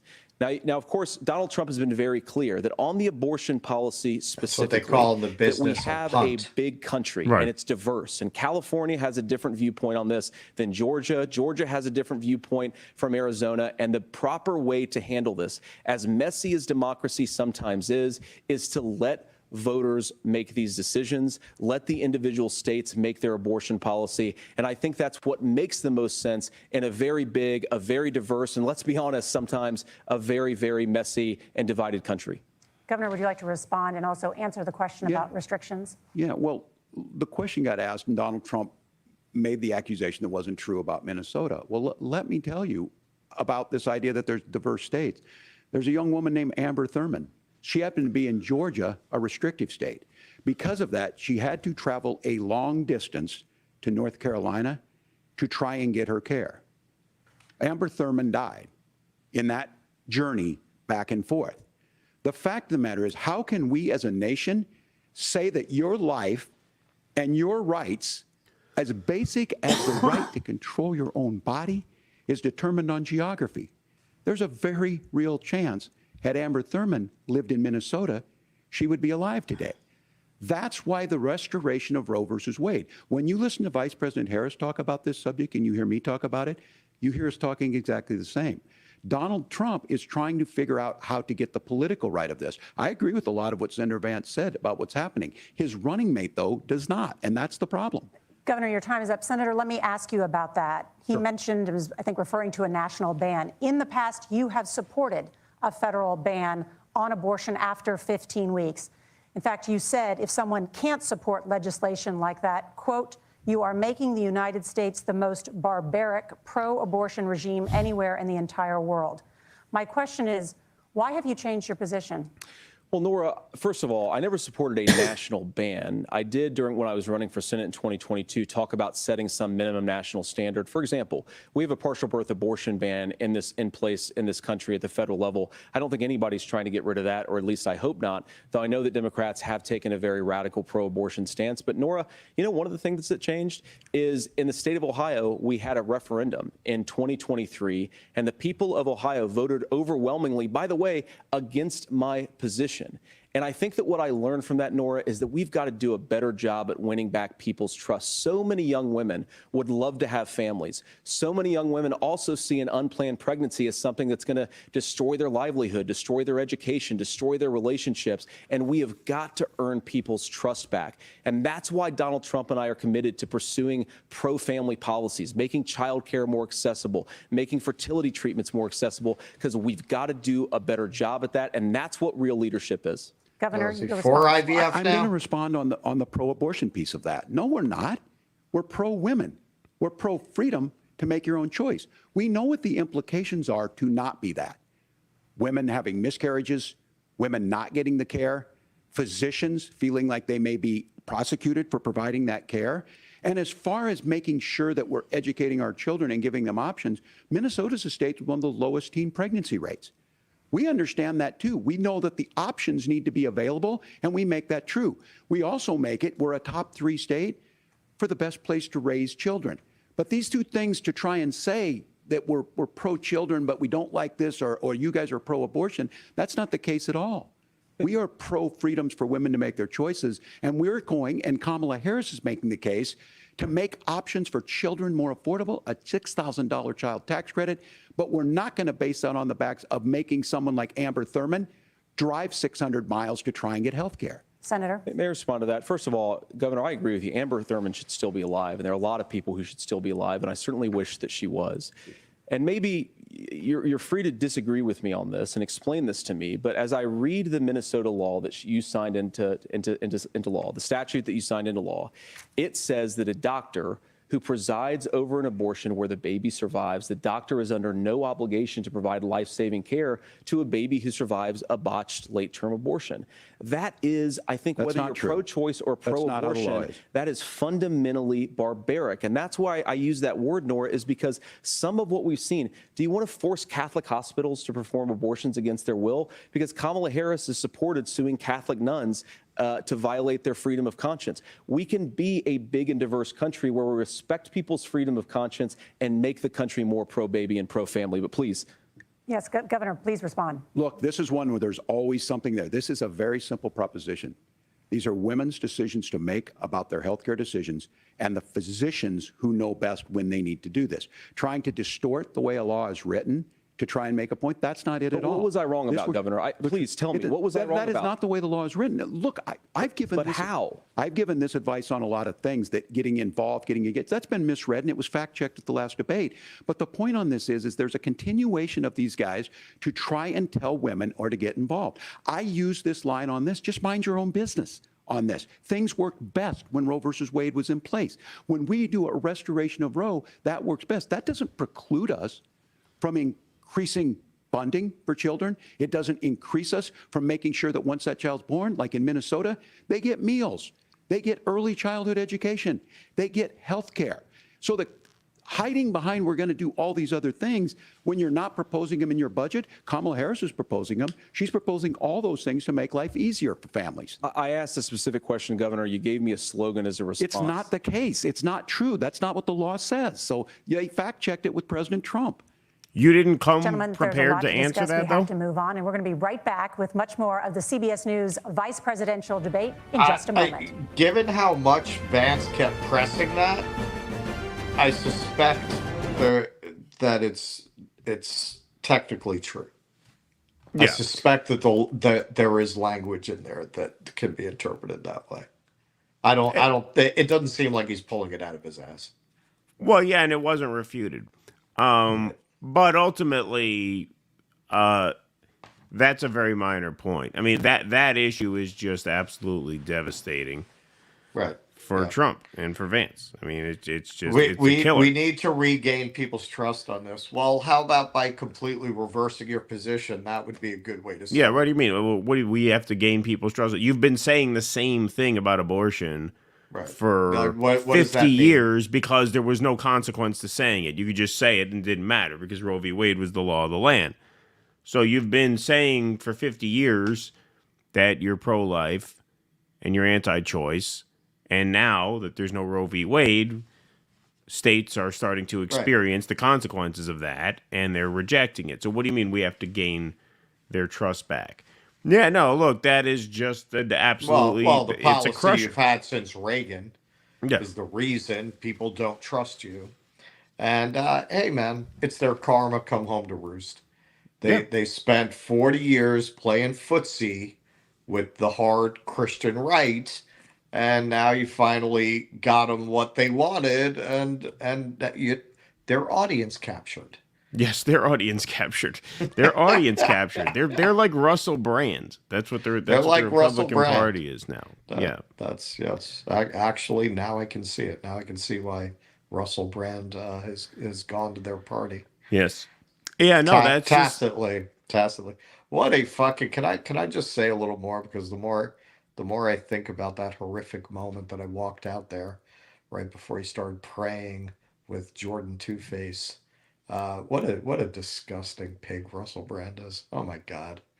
Yeah. Oh my God. What a fucking grifter, man. Because he knows better. He knows better. A lot of these people really believe this shit. Like Jordan Peterson, I don't. Well, apparently, I think he's totally drank the Kool-Aid. Apparently someone on the show last night, because we did a patron show last night, which, by the way, folks, you could support the show by becoming a patron. So patreon.com. dudissidents.substack.com, or join our locals, either one. But we had a great patron show last night, and someone gave us a rumble rant on the patron show saying that Brand actually interviewed, who did he interview? He interviewed Gabor Mate about Israel-Palestine. Yeah. So that tells you where he's coming from. Yeah. That tells you that, yes, this was before his career went sideways over the allegations and whatever. Which that's only about a year ago. I know that. Yeah. Because I was listening to it in an airport when I was traveling Italy and Greece. I was listening to him trying to explain it. Right. Like so, right when it broke. So that's like a year ago right now. Yeah. So if he was on that side of Israel-Palestine, then he feels pretty bad about what's going on in Gaza now. But he has not sent a single. I searched his Twitter feed because we were thinking we might get to ask him about this, but the way the press tent was set up, it was not to be, because he didn't come near the press tent. But not a mention of Gaza, not a mention of Israel, not a mention of Palestine, not a mention of Netanyahu. You search those keywords in his feed, 0 hits. That's audience capture. That's, he knows that his audience expects certain content from him and doesn't want other kind of content from him, so he just doesn't go there. Just doesn't go there. And he wants to be invited, despite having things convictions like Rescue the on Republic. Yeah, exactly. And he wants to be invited there. Yeah. Yeah. Yep. Just doing that whole, I'm so adorable in stream of consciousness, now let's all pray. Yeah. It's just so gross, man. It's so gross. Again, like, all right, I think we're back. What? You didn't buy any stock? Yeah. All your fucking money. Like what? Welcome back to the CBS News vice presidential debate. We want to turn now to America's gun violence epidemic. The leading cause of death for children and teens in America is by firearms. Senator Vance, you oppose most gun legislation that Democrats claim would curb gun violence. You oppose red flag gun laws and legislation to ban certain semi-automatic rifles, including AR-15s. So let me ask you, earlier this year, for the first time, the parents of a school shooter were convicted of involuntary manslaughter and sentenced to 10 years in prison. Do you think holding parents responsible could curb mass shootings? I'll give you 2 minutes. Yeah, well, Nora, on that particular case, I don't know the full details, but I certainly trust local law enforcement and local authorities to make those decisions. I think in some cases the answer is going to be yes, and in some cases the answer is going to be no. And the details really matter here, of course. For example, if a kid steals a gun, that's going to be different than if a parent hands over a gun knowing that their kid is potentially dangerous. Okay, the parent's not putting a gun in the kid's lunchbox, you fucking moron. Like, what do you mean? Of course he's going to take it without them knowing. And like a lot of parents, we send our kids to school with such hope and such joy and such pride at their little faces on the first day of school. And we know, unfortunately, that a lot of kids are going to experience this terrible epidemic of gun violence. And of course, our hearts go out to the families that are affected by this terrible stuff. And we do have to do better. And I think that Governor Walz and I actually probably agree that we need to do better on this. The question is just, how do we actually do it? Now, here's something that really bothers me and worries me about this epidemic of violence. the gross majority, close to 90% in some of the statistics I've seen, of the gun violence in this country is committed with illegally obtained firearms. And while we're on that topic, we know that thanks to Kamala Harris's open border, we've seen a massive influx in the number of illegal guns run by the Mexican drug cartels. So that number, the amount of illegal guns in our country is higher today than it was 3.5 years ago. But what do we do about the schools? What do we do to protect our kids? And I think the answer is, and I say this not loving the answer, because I don't want my kids to go to school in a school that feels unsafe or where there are visible signs of security. But I unfortunately think that we have to increase security in our schools. I've heard that. We need the armed guards and metal We have to make the doors stronger. We've got to make the windows stronger. So I've heard about that, Lydia. Lydia. I didn't know that was in the Minnesota bill, though. I know that was something in Virginia. Wave a wand and take guns out of the hands of bad guys. I trust you. It just doesn't fit with recent experience. So we've got to make our schools safer. And I think we've got to have some common sense bipartisan solutions for how to do that. Governor, you have 2 minutes. Well, I think all the parents watching tonight, this is your biggest nightmare. Look, I got a 17-year-old, and he witnessed a shooting at a community center playing volleyball. Those things don't leave you. As a member of Congress, I sat in my office surrounded by dozens of the Sandy Hook parents, and they were looking at my 7-year-old picture on the wall. Their 7-year-old were dead. And they were asking us to do something. And look, I'm a hunter. Yeah, was. I own firearms. Keyword was. The Vice President is. Yeah, exactly. We understand that the Second Amendment is there, but our first responsibility is to our kids to figure this out. Won't say in shit Minnesota, now. we've enacted enhanced red flag laws, enhanced background checks, and we can start to get data. But here's the problem. If we really want to solve this, we've got folks that won't allow research to be even done on gun violence. And this idea that we should just live with it. And I here's what I do think, that this is a good start to the conversation. I 100% believe that Senator Vance hates it when these kids, it's abhorrent and it breaks your heart. I agree with that. But that's not far enough when we know there are things that work. I've spent time in Finland and seen some Finnish schools. They don't have this happen, even though they have a high gun ownership rate in the country. There are reasonable things that we can do to make a difference. It's not infringing on your Second Amendment. And the idea to have some of these weapons out there, it just doesn't make any sense. Kamala Harris, as an attorney general, worked on this issue. She knows that it's there. No one's trying to scaremonger and say we're taking your guns, but I ask all of you out there, do you want your schools hardened to look like a fort? Is that what we have to go? When we know there's countries around the world that their children aren't practicing these types of drills. They're being kids. We owe it to them to get a fix. These are things that shouldn't be that difficult. You can still keep your firearms, and we can make a difference. We have to. If you're listening tonight, this breaks your heart. Senator. Tim, first of all, I didn't know that your 17-year-old witnessed a shooting. I'm sorry about that, and I hope that he's doing okay. Christ have mercy. It is awful. And I appreciate what Tim said, actually, about Finland, because I do think it illustrates some of the frankly, weird differences between our own country's gun violence problem. A lot of people are saying that never happened. Finland is, That's what he would say. First of all, maybe it happened, maybe it didn't. Maybe it didn't. We don't know. Maybe it toughened the kid up a little bit. We have way higher rates of depression, way higher rates of anxiety. There's some studies we that say it's good unfortunately for have kids a to mental witness health crisis in this country that especially I really when do your think that dad we is need as to soft get as Tim to the root Walz. causes of, because I don't think it's the whole reason why we have such a bad Not like gun you're violence setting problem, any kind of an but I do think it's a example. big piece of it. Another driver of the gun violence epidemic, especially that affecting our kids, it doesn't earn as many headlines, but is the terrible gun violence problem in a lot of our big cities. And this is why we have to empower law enforcement to arrest the bad guys, put them away, and take gun offenders off the streets. I think there's a whole host of things that we can do here, but I do think at our schools we've got to talk about more security. Senator, thank you. Governor, you previously opposed an assault weapons ban, but only later in your political career did you change your position. Why? Yeah, I sat in that office with those 90 Sandy minutes, Hook right? parents. I've become friends with school shooters. so. I've seen it. Audience. Look, the NRA, I was the NRA guy for a This long is time. a I used to 90-minute teach gun debate, safety. right? Tell us. I'm of an age where my shotgun was We in have my the car best so I could people, pheasant don't hunt we? after football practice. That's not where we live today. And several things I want to mention That's what on you this call is a pro. talking You about go on cities the and where air. it's at. The number one where the most firearm deaths happen in Minnesota are rural suicides. And we have an epidemic Yeah, of 90. children getting guns and shooting themselves. Don't fuck And with us, so Garble. we Don't even have, say and we that. should look at all of the issues. Making sure folks have health care and all that, but I want to be very careful. This idea of stigmatizing mental health Just because you have a mental health issue doesn't mean you're violent. And I think what we end up doing is we start looking for a scapegoat. Sometimes it just is the guns. It's just the guns. And there are things that you can do about it. But I do think that this is one, and I think this is a healthy conversation. I think there's a capacity to find solutions on this that work, protect Second Amendment, protect our children. That's our priority. Gentlemen, thank you. Margaret? Thank you, Nora. Let's turn now to the top contributor to inflation, the high cost of housing and rent. There's a shortage of more than 4 million homes in the United States, and that contributes to the high housing prices.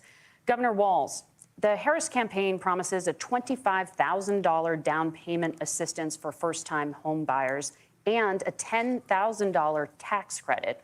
They also promise to build 3 million new homes. Where are you building these homes, and won't handing out that kind of money just drive up prices higher? No, it's not handing out. First, let me say this issue of housing, and I think those of you listening on this, the problem we've had is that we've got a lot of folks that see housing as another commodity. It can be bought up, it can be shifted, it can be moved around. Those are not folks living in those houses. Those of you listening tonight, that house is a big deal. I bought and owned one house in my life. My mom still lives in the house where I was. And when I think of a house, I'm thinking of Christmas services after midnight mass where you go with your family. We need to make it more affordable. And one of the things, as I said, this program that the Vice President is pushing forward and bringing a new way of approaching this is something we're doing in Minnesota from that lead. We in the state invested in making sure our housing was the biggest investment that we'd ever made in housing. It starts to make it easier. We cut some of the red tape. Local folks, look, we can't do it at the federal level, but local folks make it easier to build those homes. And then that down payment assistance. I can tell all of you out there, certainly for me, using the GI Bill was one thing, but a veteran's home loan, the big thing about a veteran's home loan is you don't have to pay the down payment.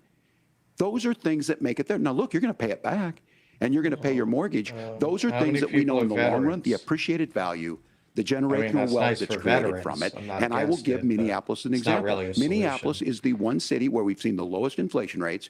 We've seen a 12% increase in stock because we've put some of these things in, and we're implementing a state program to make sure we give some of that down payment assistance. We get it back from people because here's what we know. People with stable housing end up with stable jobs. People with stable housing have their kids able to get to school.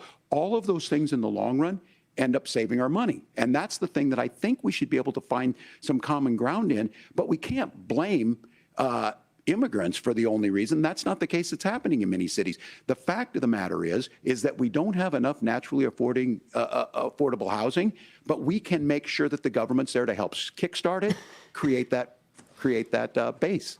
Governor, your time is up. Senator Vance, as far as your campaign's position, the promise is to seize federal lands to build homes, remove regulation, provide tax breaks, and cut back on immigration, which you say pushes up prices.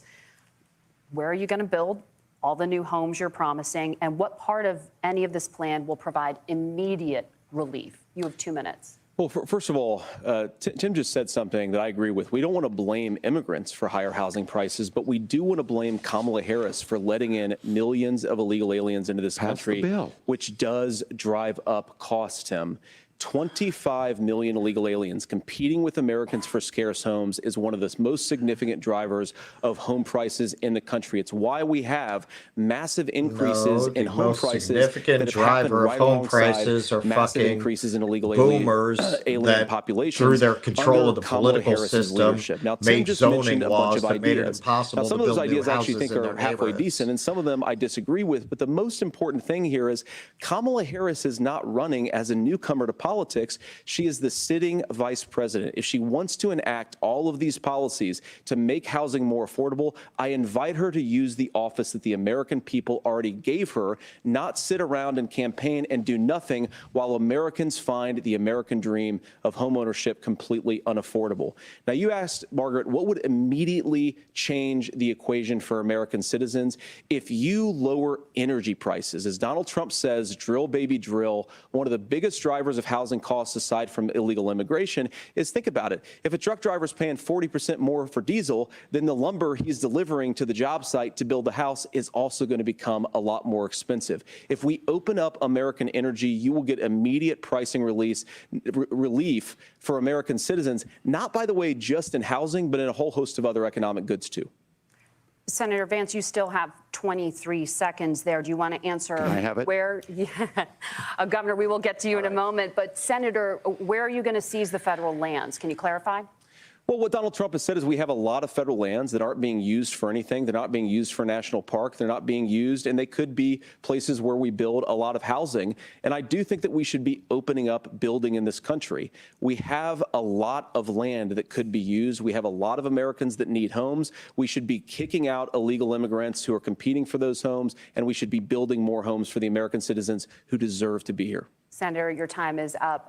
Governor, I do want to let you respond to the allegation that the vice president is letting in Well, of course, migrants, that's not true. And again, you have the facts. I guess we prices. agreed not to fact check. I'll check it. That, look, crossings are down compared to when Donald Trump left office. But it's, again, blaming and not trying to find the solution. I was going to ask, though, on this question, are we going to drill and build houses in the same federal land? And I think when people hear federal lands, these are really important pieces of land. Now, Minnesota doesn't have a lot of federal lands. I know in the western part of the countries we do. There's not a lot of federal lands in and around Minneapolis, for example. So the issue is I don't understand the federal lands issue unless we see this, and I worry about this as someone who cares deeply about our national parks and our federal lands. Look, Minnesota, we protect these things. We've got about 20% of the world's fresh water. These lands protect. They're there for a reason. They belong to all of us. But again, this is when you view housing and you view these things as commodities. Like, there's a chance to make money here. Let's take this federal land and let's sell it to people for that. I think there's better ways to do this. We've seen it in Minnesota. We're able to refurbish some of these houses. We're able to make some investments. That gets people in. And I'm still on the fact on this.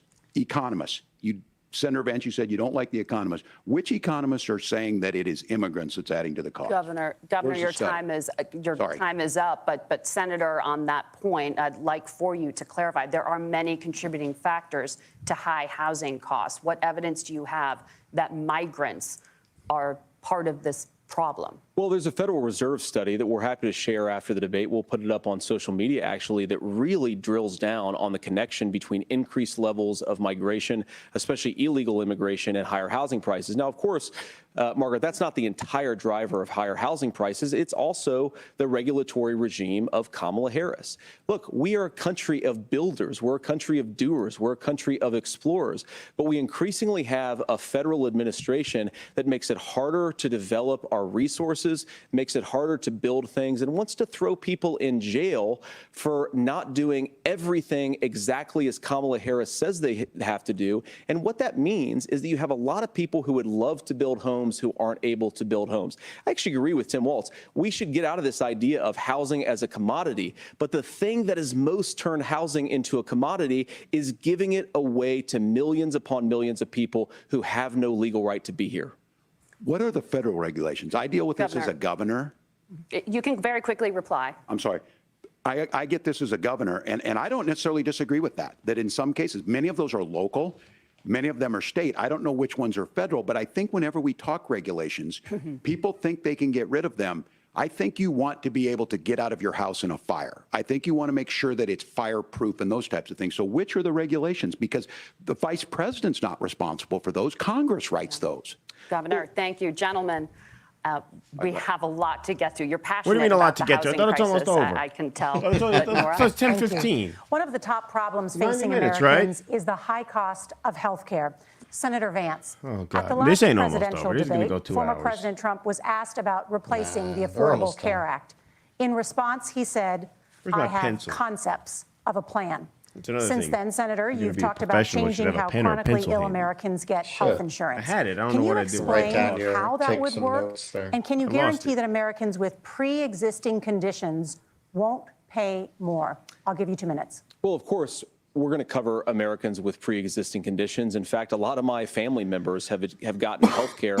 I believe, members of my family actually got private health insurance, at least for the first time, switched off of Medicaid onto private insurance for the first time under Donald Trump's leadership. And I think that, a lot of people have criticized this concepts of a plan remark.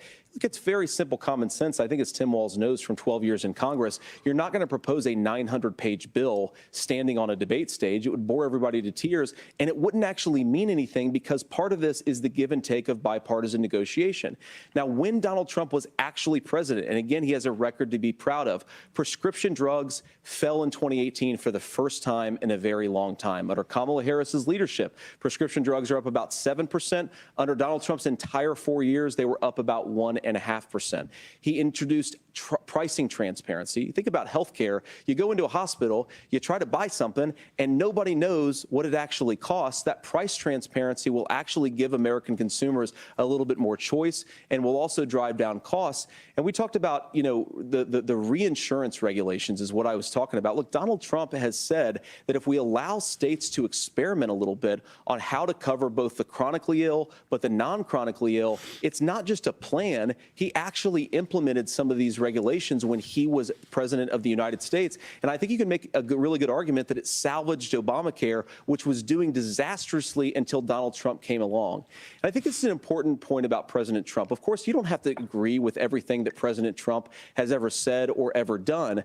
But when Obamacare was crushing under the weight of its own regulatory burden and healthcare costs, Donald Trump could have destroyed the program. Instead, he worked in a bipartisan way to ensure that Americans have access to affordable care. It's not perfect, of course, and there's so much more that we can do. But I think that Donald Trump has earned the right to put in place some better health care policies. He's earned it because he did it successfully the first time. Governor? All right, here's where being an old guy gives you some history. I was there at the creation of the ACA. And the reason it was so important is I come from a major healthcare state, home of the Mayo Clinic, home to Medical Alley. 3M, Medtronic, all of those. We understand healthcare. It's why we're ranked first on affordability and accessibility and quality of healthcare. And so what I know is under Kamala Harris, more people are covered than they have before. And those of you listening, this is critical to you. Now, Donald Trump all of a sudden wants to go back and remember this. He ran on the first thing he was going to do on day one was to repeal Obamacare. On day one, he tried to sign an executive order to repeal the ACA. He signed on to a lawsuit to repeal the ACA, but lost at the Supreme Court. And he would have repealed the ACA had it not been for the courage of John McCain to save that bill. Now, fast forward, what that means to you is you lose your pre-existing conditions. If you're sitting at home and you got asthma, too bad. If you're a woman, probably not. Broke your foot during football, might kick you out. Your kids get kicked out when they're 26. Kamala Harris negotiated drug prices for the first time with Medicare. We have 10 drugs that will come online, the most common ones that'll be there. But look, this issue, and when Donald Trump said, I've got a concept of a plan, it cracked me up as a fourth grade teacher because my kids would have never given me that. But what Senator Vance just explained might be worse than a concept, because what he explained is pre-Obamacare. And I'll make this as simple as possible because I have done this for a long time. What they're saying is, if you're healthy, why should you be paying more? So what they're going to do is let insurance companies pick who they insure, because guess what happens? You pay your premium, it's not much. They figure they're not going to have to pay out to you. But those of you a little older, gray, got cancer, you're going to get kicked out of it. That's why the system didn't work. Kamala Harris will protect and enhance the ACA. Governor, thank you. Senator, you have not yet explained how you would protect people with pre-existing conditions or laid out that plan. Well, look, we currently have laws and regulations in place right now that protect people with pre-existing conditions. We want to keep those regulations in place, but we also want to make the health insurance marketplace function a little bit better. Now, what Governor Walz just said is actually not true. A lot of what happened and the reason that Obamacare was crushing under its own weight is that a lot of young and healthy people were leaving the exchanges. Donald Trump actually helped address that problem, and he did so in a way that preserved people's access to coverage who had pre-existing conditions.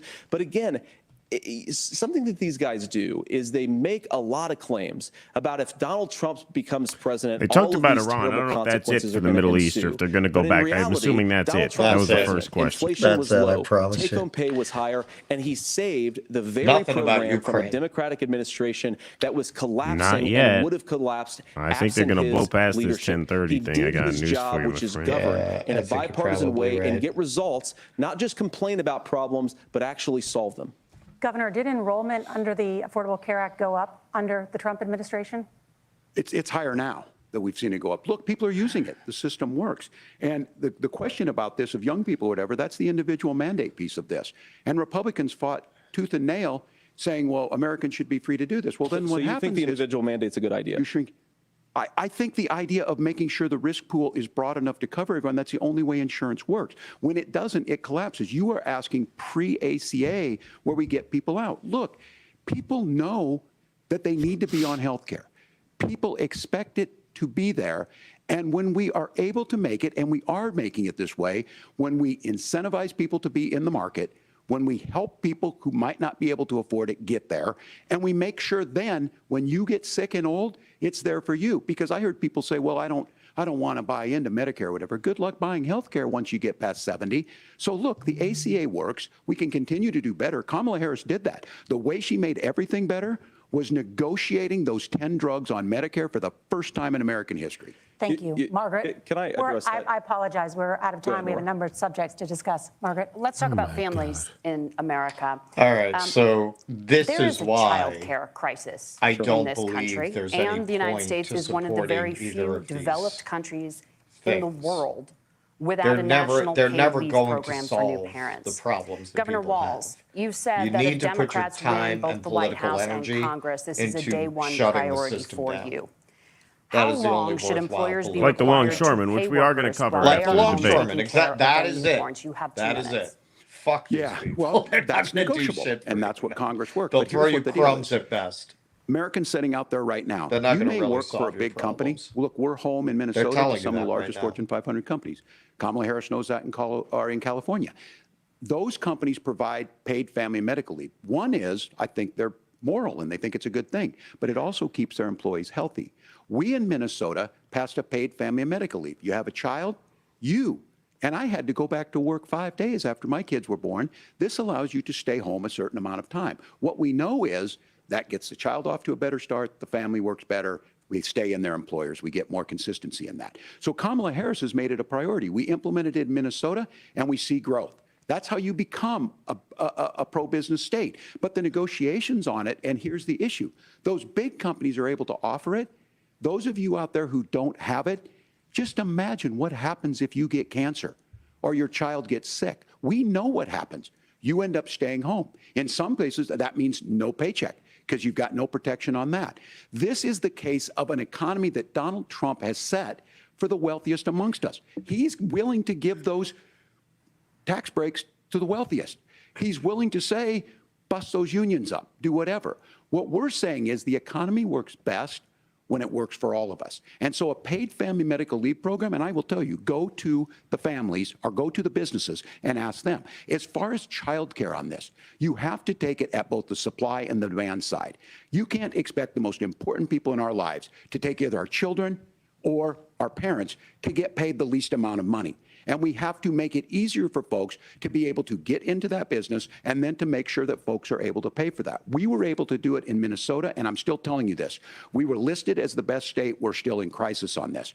A federal program of paid family and medical leave and help with this will enhance our workforce, enhance our families, and make it easier to have the children that you want. Governor, your time is up. Senator, do you support a national paid leave program? And if so, for how long should employers be mandated to pay their employees while they are home taking care of their newborn? You have 2 minutes. April 17th of this year? Republican Yeah, colleagues this and year Democrats or last too have year? worked Because on when this I issue, and I think there put is it a in the timeline, I bipartisan sent Russell the solution here because a lot of screenshots. us care Zero about this results issue. came up. I mean, look, I speak from this very personally because I'm married to a beautiful woman who is an incredible mother to our 3 beautiful kids, but is also a very, very brilliant corporate litigator. And I'm so proud of her. but being a working mom, even for somebody with all of the advantages of my wife, is extraordinarily difficult. And it's not just difficult from a policy perspective. She actually had access to paid family leave because she worked for a bigger company, but the cultural pressure on young families and especially young women, I think makes it really hard for people to choose the family model they want. A lot of young women would like to go back to work immediately. Some would like to spend a little time home with the kids. Some would like to spend longer at home with the kids. We should have a family care model that makes choice possible. And I think this is a very important substantive difference between Donald Trump and Kamala Harris's approach. I mean, look, if you look at the federal programs that we have that support paid family leave right now, the Community Development Block Grant, and there's another block grant program that spends a lot of money from the federal government. These programs only go to one kind of child care model. Let's say you'd like your church maybe to help you out with child care. Maybe you live in a rural area or an urban area and you'd like to get together with families in your neighborhood to provide child care in the way that makes the most sense. You don't get access to any of these federal monies. We want to promote choice in how we deliver family care and how we promote child care because, look, it is unacceptable. And, of course, Tim and I have been on the campaign trail a lot the past 7 or 8 weeks. And one of the biggest complaints I hear from young families is people who feel like they don't have options, like they're choosing between going to work or taking care for their kids. That is an incredible burden to put on American families. We're the only country that does it. I think we could do a heck of a lot better. Senator, thank you. You have also said, Senator Vance, many things about the American family. The Federal Reserve says parents will spend nearly as much on child care as they do on housing each month. So I want to get your thoughts on this. President Trump recently said, as much as child care is talked about as being expensive, it's relatively speaking not very expensive compared to the kinds of numbers we'll be taking in. Is President Trump committed to the $5,000 per child tax credit that you have described? You have 1 minute. Well, what President Trump said, Margaret, I just want to defend my running mate here a little bit, is that we're going to be taking in a lot of money by penalizing companies for shipping jobs overseas and penalizing countries who employ slave laborers and then ship their products back into our country and undercut the wages of American workers. It's the heart of the Donald Trump economic plan. Cut taxes for American workers and American families. Cut taxes for businesses that are hiring and building companies in the United States of America, but penalize companies and countries that are shipping jobs overseas. That's the heart of the economic proposal. And I think what President Trump is saying is that when we bring in this additional revenue with higher economic growth, we're going to be able to provide paid family leave, child care options that are viable and workable for a lot of American families. Can you clarify how that will solve the child care shortage? Well, because as Tim said, a lot of the child care shortage is we just don't have enough resources going into the multiple people who could be providing family care options. And we're going to have to, unfortunately, look, we're going to have to spend more money. We're going to have to induce more people to want to provide child care options for American families, because the reason it's so expensive right now is because you've got way too few people providing this very essential service. Thank you, Senator. Governor Walz, So your ticket also has some child care tax childcare, credit what are we proposals. talking about there? Do you think Congress will agree to the $6,000 credit for newborns and $3,000 credit for children over the age of 6, as your campaign Vance is has trying promised? to position himself as Well, not if these members a of Congress are listening to Reaganite. anybody, I can tell you. But he has no specifics on it because the Republicans are still pretty much Reaganites. It's not that expensive. And let's be clear, whether it's 5,000 or 6,000, that pays you about 3 or 4 months. Let's be clear of where we're at on this. It's because we got out of an imbalance on this. We thought we were going to get by not paying people. I don't think Senator Vance and I are that far apart. I'm not opposed to what he's talking about on options. We've done scholarships types of things. Why don't you guys just run together as a unity ticket? But the issue here is, the question you asked, you're not going to move forward with these tariffs. That's just adding another $4,000 on the family and taking less. So not only do they not get the money to pay for that, they're $4,000 in the hole. That's Wharton School. That's his alma mater. And so I think the issue here is, if those members of Congress, I can't believe they're not. When I go to businesses, sure, they'll talk about taxes sometime, but they will lead with childcare and they will lead with housing, because we know the problem is, especially in a state like Minnesota, we need more workers because our economy is growing, but we need the workforce. Governor, thank you. We need to move on. Nora? Let's talk about the state of democracy, the top issue for Americans after the economy and inflation. After the 2020 election, President Trump's campaign and others filed 62 lawsuits contesting the results. Judges, including those appointed by President Trump and other Republican presidents, looked at the evidence and said there was no widespread fraud. The governors of every state in the nation, Republicans and Democrats, certified the 2020 election results and sent a legal slate of electors to Congress for January 6th. Senator Vance, you have said you would not have certified the last presidential election and would have asked the states to submit alternative electors. That has been called unconstitutional and illegal. Would you again seek to challenge this year's election results, even if every governor certifies the results? I'll give you 2 minutes. Well, Nora, first of all, I think that we're focused on the future. We need to figure out how to solve the inflation crisis caused by Kamala Harris's policies, make housing affordable, make groceries affordable, and that's what we're focused on. But I want to answer your question because you did ask it. Look, what President Trump has said is that there were problems in 2020, and my own belief is that we should fight about those issues, debate those issues peacefully in the public square, and that's all I've said, and that's all that Donald Trump has said. Remember, he said that on January the 6th, the protesters ought to protest peacefully. And on January the 20th, what happened? Joe Biden became the president. Donald Trump left the White House. And now, of course, unfortunately, we have all of the negative policies that have come from the Harris-Biden administration. I believe that we actually do have a threat to democracy in this country, but unfortunately, it's not the threat to democracy that Kamala Harris and Tim Walz want to talk about. It is the threat of censorship. It's Americans casting aside lifelong friendships because of disagreements over politics. It's big technology companies silencing their fellow citizens. And it's Kamala Harris saying that rather than debate and persuade her fellow Americans, she'd like to censor people who engage in misinformation. I think that is a much bigger threat to democracy than anything that we've seen in this country in the last 4 years, in the last 40 years. Now, I'm really proud, especially given that I was raised by two lifelong blue-collar Democrats, to have the endorsement of Bobby Kennedy Jr. and Tulsi Gabbard, lifelong leaders in the Democratic coalition. Of course, they don't agree with me and Donald Trump on every issue. We don't have to agree on every issue, but we're united behind a basic American First Amendment principle that we ought to debate our differences. We ought to argue about them. We ought to try to persuade our fellow Americans. Kamala Harris is engaged in censorship at an industrial scale. She did it during COVID. She's done it over a number of other issues, and that, to me, is a much bigger threat to democracy than what Donald Trump said when he said that protesters should peacefully protest on January the 6th. Governor? Well, I've enjoyed tonight's debate, and I think there was a lot of commonality here, and I'm sympathetic to misspeaking on things, and I think I might have with the senator. Me too, man. There's one though that this one is troubling to me, and I say that because I think we need to tell the story. Donald Trump refused to acknowledge this, and the fact is that I don't think we can be the frog in the pot and let the boiling water go up. He was very clear. I mean, he lost this election, and he said he didn't. 140 police officers were beaten at the Capitol that day, some with the American flag. Several later died. And it wasn't just in there. In Minnesota, a group gathered on the state Capitol grounds in St. Paul and said, we're marching to the governor's residence and there may be casualties. The only person there was my son and his dog, who was rushed out crying by state police. That issue, and Mike Pence standing there as they were chanting, hang Mike Pence. Mike Pence made the right decision. So, Senator, it was adjudicated over and over and over. I worked with kids long enough to know, and I said as a football coach, sometimes you really want to win, but the democracy is bigger than winning an election. You shake hands, and then you try and do everything you can to help the other side win. That's what was at stake here.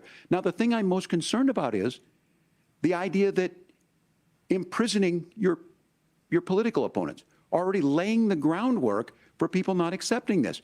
And a president's words matter. A president's words matter. People hear that. So cat was named Vagina. This issue of settling our differences at the ballot box, shaking hands when we lose, being honest about it, but to deny what happened on January 6th, the first time in American history that a president or anyone tried to overturn a fair election and the peaceful transfer What is of power. Megyn Kelly pissed off about? 1 hour ago, she tweets out, F you, CBS, how dare you? This is over. It's We probably need the to fact shake check. hands this What did they election. do? But just and on the winner climate needs to change? be I mean, the yeah, it winner. was a Yes, fact that check, but it was a was pretty tearing benign our If I one. had to check, if I had to Margaret? guess, that's what it was. Senator Vance, did you want to respond to that?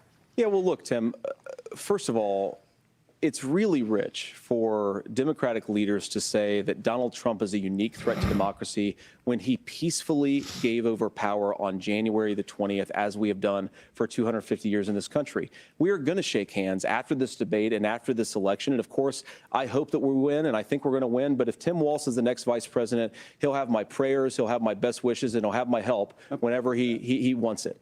But we have to remember that for years in this country, Democrats protested the results of elections. Hillary Clinton in 2016 said that Donald Trump had the election stolen by Vladimir Putin because the Russians bought like $500,000 worth of Facebook ads. This has been going on for a long time.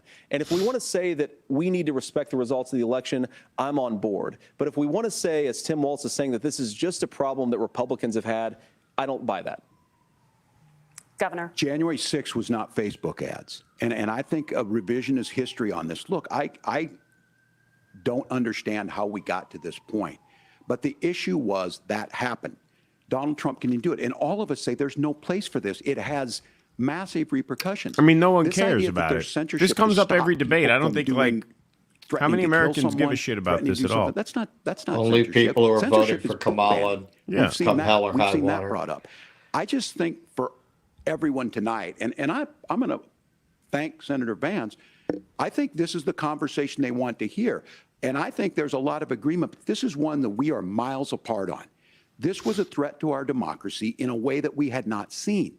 And it manifested itself because of Donald Trump's inability to say. He is still saying he didn't lose the election. I would just ask that. Did he lose the 2020 election? Tim, I'm focused on the future. Did Kamala Harris censor Americans from speaking their mind in the wake of the 2020 COVID situation? That is a damning non-answer. It's a damning non-answer for you to not talk about censorship. Obviously, Donald Trump and I think that there were problems in 2020. We've talked about it. I'm happy to talk about it further. But you guys attack us for not believing in democracy. The most sacred right under the United States democracy is the First Amendment. You yourself have said there's no First Amendment right to misinformation. Kamala Harris wants to use the power of government and big tech to silence people from speaking their minds. That is a threat to democracy that will long outlive this present political moment. I would like Democrats and Republicans to both reject censorship. Let's persuade one another. Let's argue about ideas, and then let's come together afterwards. You can't yell fire in a crowded theater. That's the test. That's the Supreme Court test. Tim, fire in a crowded theater. You guys wanted to kick people off of Facebook for saying that toddlers shouldn't wear masks. Senator, the governor does have the floor. Fire in a crowded theater. That is criticizing the policies of the government, which is the right of every American. Senator, the governor does have the floor for 1 minute to respond to you. Yeah. Well, I don't run Facebook. What I do know is I see a candidate out there you'd like to who change refused, that, though. and now again, and this I'm pretty shocked by this. He lost the election. This is not a debate. It's not anything anywhere other than in Donald Trump's world. Because look, when Mike Pence made that decision to certify that election, that's why Mike Pence isn't on this stage. What I'm concerned about is, where is the firewall with Donald Trump?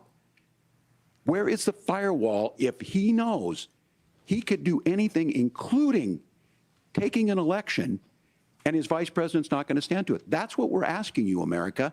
Will you stand up? Will you keep your oath of office, even if the president doesn't? And I think Kamala Harris would agree. She wouldn't have picked me if she didn't think I would do that, because of course that's what we would do. So America, I think you've got a really clear choice on this election of who's going to honor that democracy and who's going to honor Donald Trump. Governor, your time is up. Thank you, gentlemen. We will be right back with both of our candidates. The CBS News vice presidential All right, so it's going to be continues. one more thing and then closing statements. Oh, my God. We're almost there, man. We're almost there, Haas. Almost there. Dude, it doesn't matter how many times I report these texts as junk. They keep coming. That's illegal. It's fucking illegal. What, to keep harassing you with the text messages? You can't stop them, man. You can't stop them. Ever since that fucking old grifter Bernie gave our fucking information to these fucking pieces of shit, now you're on the list, man. You can never get away from them. You have to change your number. Excuse me. All right. Well, I mean, we're gonna give our take for the clip. You should keep those kids and that wife in a kennel or something. Keep getting sick. No, I mean, I feel fine. I just have residual scratchy voice and cough, probably because I talk 10 hours a week into a microphone. That's probably not the best thing. Got tomorrow off for recovering from a cold. Yeah, that's true. I do have tomorrow off. And then we're on in the morning on Thursday, and that's the end of the week. So when are you coming back to New York anyway? Friday. Oh, okay, cool. All right. Very cool. Tomorrow I'm doing the Aerospace Museum, which everyone says you got to see, so I'll go see it. There you go. And Thursday I do Congress, and then I will go to Georgetown. Everyone says it's lovely. I got a Georgetown's a nice town, yeah. Yeah, I'll do a little walking tour of Georgetown, self-guided. Yeah, it's basically just M Street, and then Wisconsin Avenue goes up a hill. Well, you really go there for the Exorcist steps. The Exorcist steps are there. That's true. Yes. Yeah. No, it's a beautiful neighborhood. Georgetown is gorgeous. Like the houses. I mean, they're not like mansions because it's just like a walking town, but every house is like decorated a little different. It's a great. That's where the food tours that I built in DC were, in Georgetown, and it was great for a food tour because it's basically just like 2 blocks. There's the old stone house. There's what do they got there? Well, Georgetown Cupcakes. That's like that ended up being a big chain during the whole cupcake craze thing. What is it? Georgetown Cupcakes? Georgetown Cupcakes. Yeah, it's bullshit. I mean, they're overrated. They taste just like any other cupcake. But good. So does any other cupcake. And there's no such thing as like a great the cupcake. Magnolia cupcakes are pretty good. I don't know. We put together a cupcake. We did cupcake tours in New York City. We did Magnolia. We did that Baked by Melissa. We did a couple other things beside cupcakes. That Amarino gelato place on University, that place is good. That's good gelato. No. This is for our audience. We were talking about it before. I sent Keaton some pictures. So Old Ebbitt's Grill is this very famous restaurant. It's like around the corner from the White House. It's been around since, 1856.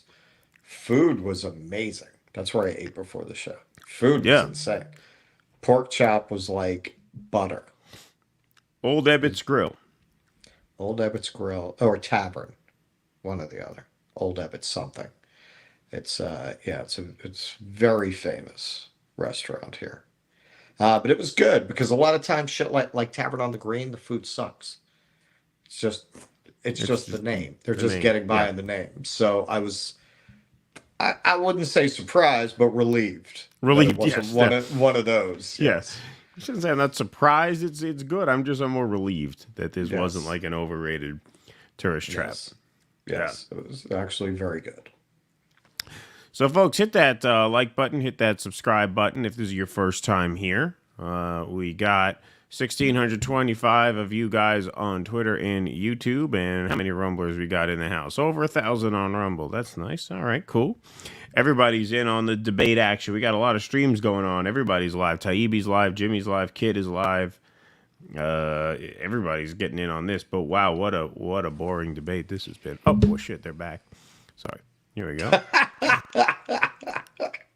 For the closing statement, Senator Vance won the virtual coin toss and elected to go last. So, Governor Walz, you are first. You have 2 minutes. Well, thank you, Senator Vance. Thank you to CBS News. And most importantly, thank you to all of you. If you're still up and the folks who miss Dancing with Our Stars, I appreciate it. But look, the support of the democracy matters. It matters that you're here. And I'm as surprised as anybody of this coalition that Kamala Harris has built, from Bernie Sanders to Dick Cheney to Taylor Swift, and a whole bunch of folks in between there.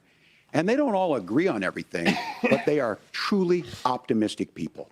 They believe in a positive future of this country, and one where Dick Cheney is known for his optimistic outlook. And I have to tell you, that better than it is is the sense of optimism that He there brings can out be the an best in opportunity people. That's economy what he's known for. that works for everyone, not just to get by, but to get ahead. And the idea that freedom really means something. Not the freedom of government to be in your bedroom or exam room, but the freedom for you to make choices about yourself. Now, look, we all know Nothing about the who Donald tampons Trump or the is. trans He's stuff. told us, and as Maya Angelou said, No, believe it when I'm he told actually you that. very His surprised. first inaugural address talked about American carnage, and then he spent 4 Well, years apparently, trying to I'll maybe say do that. that. Senator Vance tonight made it clear he will stand with Donald Trump's agenda. He will continue to push down that road. Excuse me. Kamala Harris gives us a different option. Now, I'll have to tell you, I'm going to be careful about the quotes, but there's one that Senator Vance said that does resonate with me. He said, Donald Trump makes the people I care about afraid. A lot of America feels that way. We don't need to be afraid. Franklin Roosevelt was right. All we have to fear is fear itself. Kamala Harris is bringing us a new way forward. She's bringing us a politics of joy. She's bringing Fear real and solutions for the Hezbollah. middle class, and she's centering you at the heart of that. World's All the most while lethal asking military. everyone, join this movement, That's make your one part of voices heard. campaign promise. Let's look for a new day where everybody gets that opportunity and everybody gets a chance to thrive. I humbly ask for your vote on November 5th for Kamala Harris. Governor Walz, thank Fat, you. drunk, and Senator stupid Vance, is no your way to go closing through life, statement. son. Well, I want to thank Governor Walz, you folks at CBS, and of course the American people for tuning in this evening. And one of the issues we didn't talk about was energy. And I remember when I was being raised by my grandmother, when she didn't have enough money to turn on the heat some nights because Ohio gets pretty cold at night and because money was often very tight. And I believe, as a person who wants to be your next vice president, that we are a rich and prosperous enough country where every American, whether they're rich or poor, ought to be able to turn on their heat in the middle of a cold winter night. That's gotten more difficult thanks to Kamala Harris's energy policies. I believe that whether you're rich or poor, you ought to be able to afford a nice meal for your family. That's gotten harder because of Kamala Harris's policies.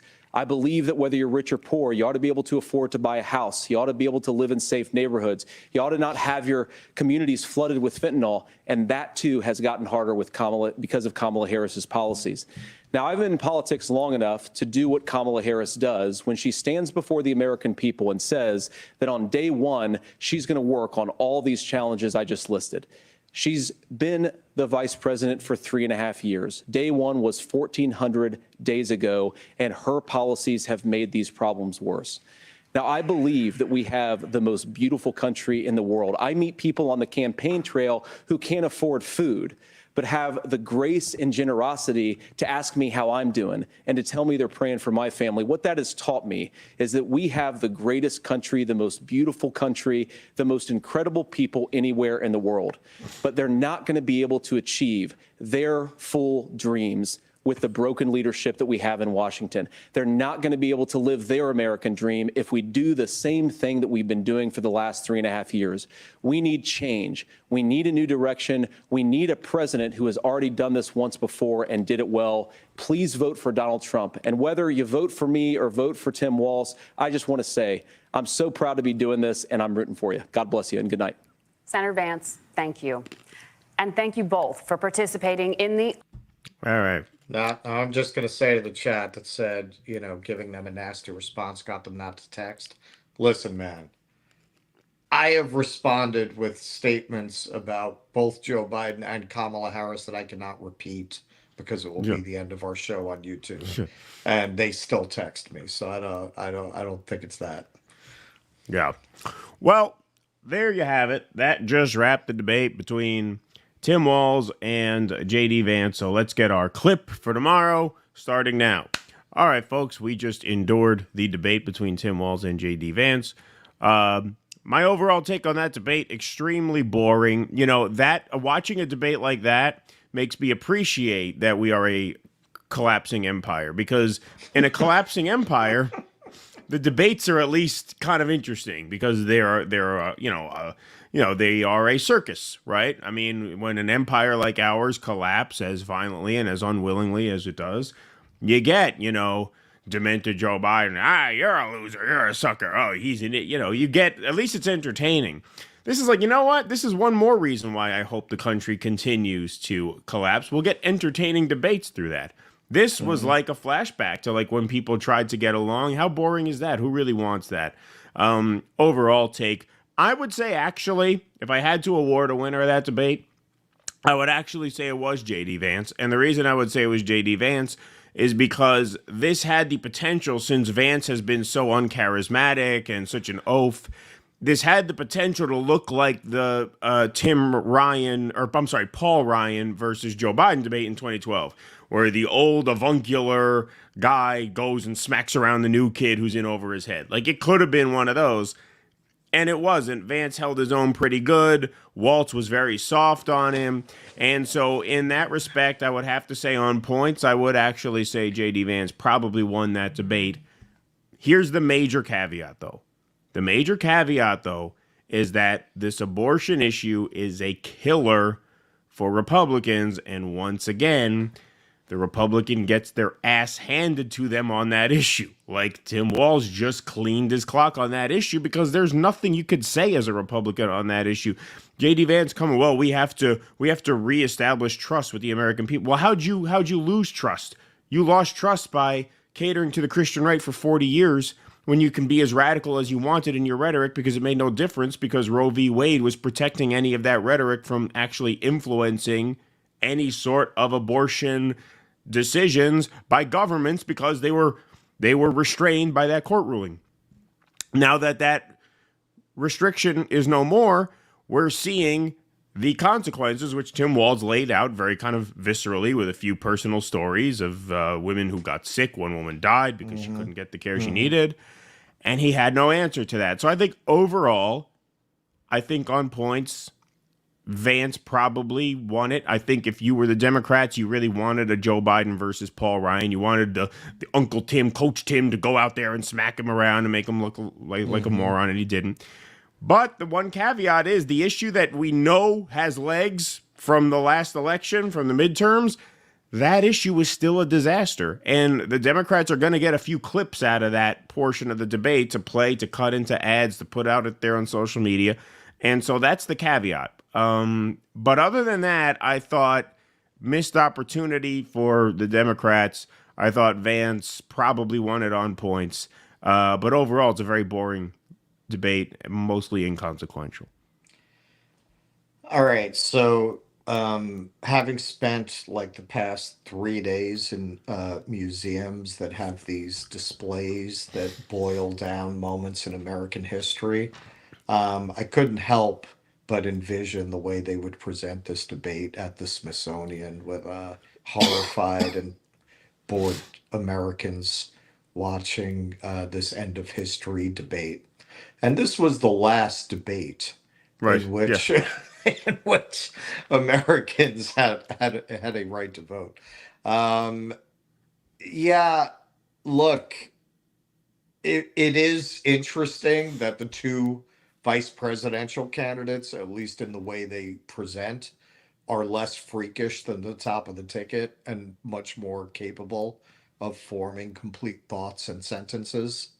Walz made much more sense in expressing himself than Kamala ever has on her best day. Or likewise, Biden, obviously. Or Biden. And likewise, Vance. You know, I mean, there were moments there where, if it was Trump, it would have been, I heard your wife, she came out of the bathroom with toilet paper stuck to her shoe the other day. Everyone was talking about it.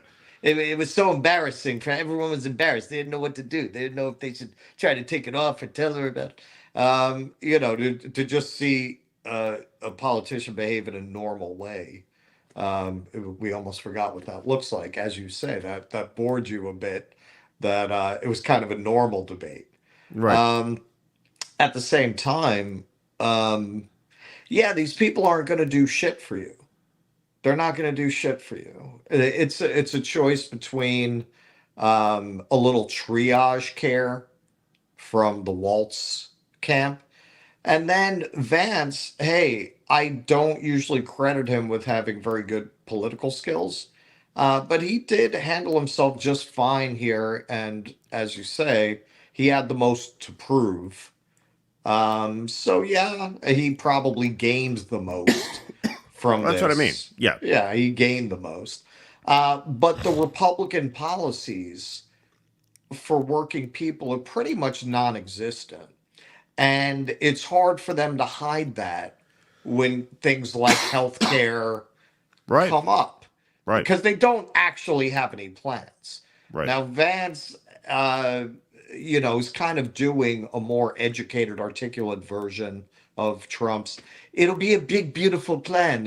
You've never seen anything like it, without actually telling you anything about what they would actually do. Vance's take on that Trumpism is, yeah, no, we have to do better and we have to help working people. But he's not actually telling you anything that they would do. They're not going to do anything on healthcare. What was that gobbledygook about housing? What was that gobbledygook? And I said it in the middle of it. So let me explain this more. There are a lot of factors. We were talking about venture capital coming in and buying up houses. That is, and particularly in certain markets, that's having a bigger impact in certain cities than others. But it's also, in terms of a more long-term systemic thing, the boomers built their suburban enclaves, and then they used their economic and demographic power to NIMBY the whole country so that you couldn't build any more housing in their areas. This is a big part of why we have a housing shortage that neither campaign will ever address, because those people fucking vote their asses off. Right. That's how they were able to pull the ladder up after themselves that way. And that's something they will never talk about. Like, a big part of why you have this problem is because you have zoning regulations in all of these suburban enclaves that are full of these boomers who just won't fucking die. Now, no, I mean, that's part of it too. I know. Well, like, they're holding on to these houses. They're not selling them. They're not going to the retirement homes. They're staying in their houses. They've got these historically low mortgages locked in, which is part of it, because the downsize thing doesn't work for them now, because then they're going to have a mortgage at the current rate in whatever, condo they downsize to.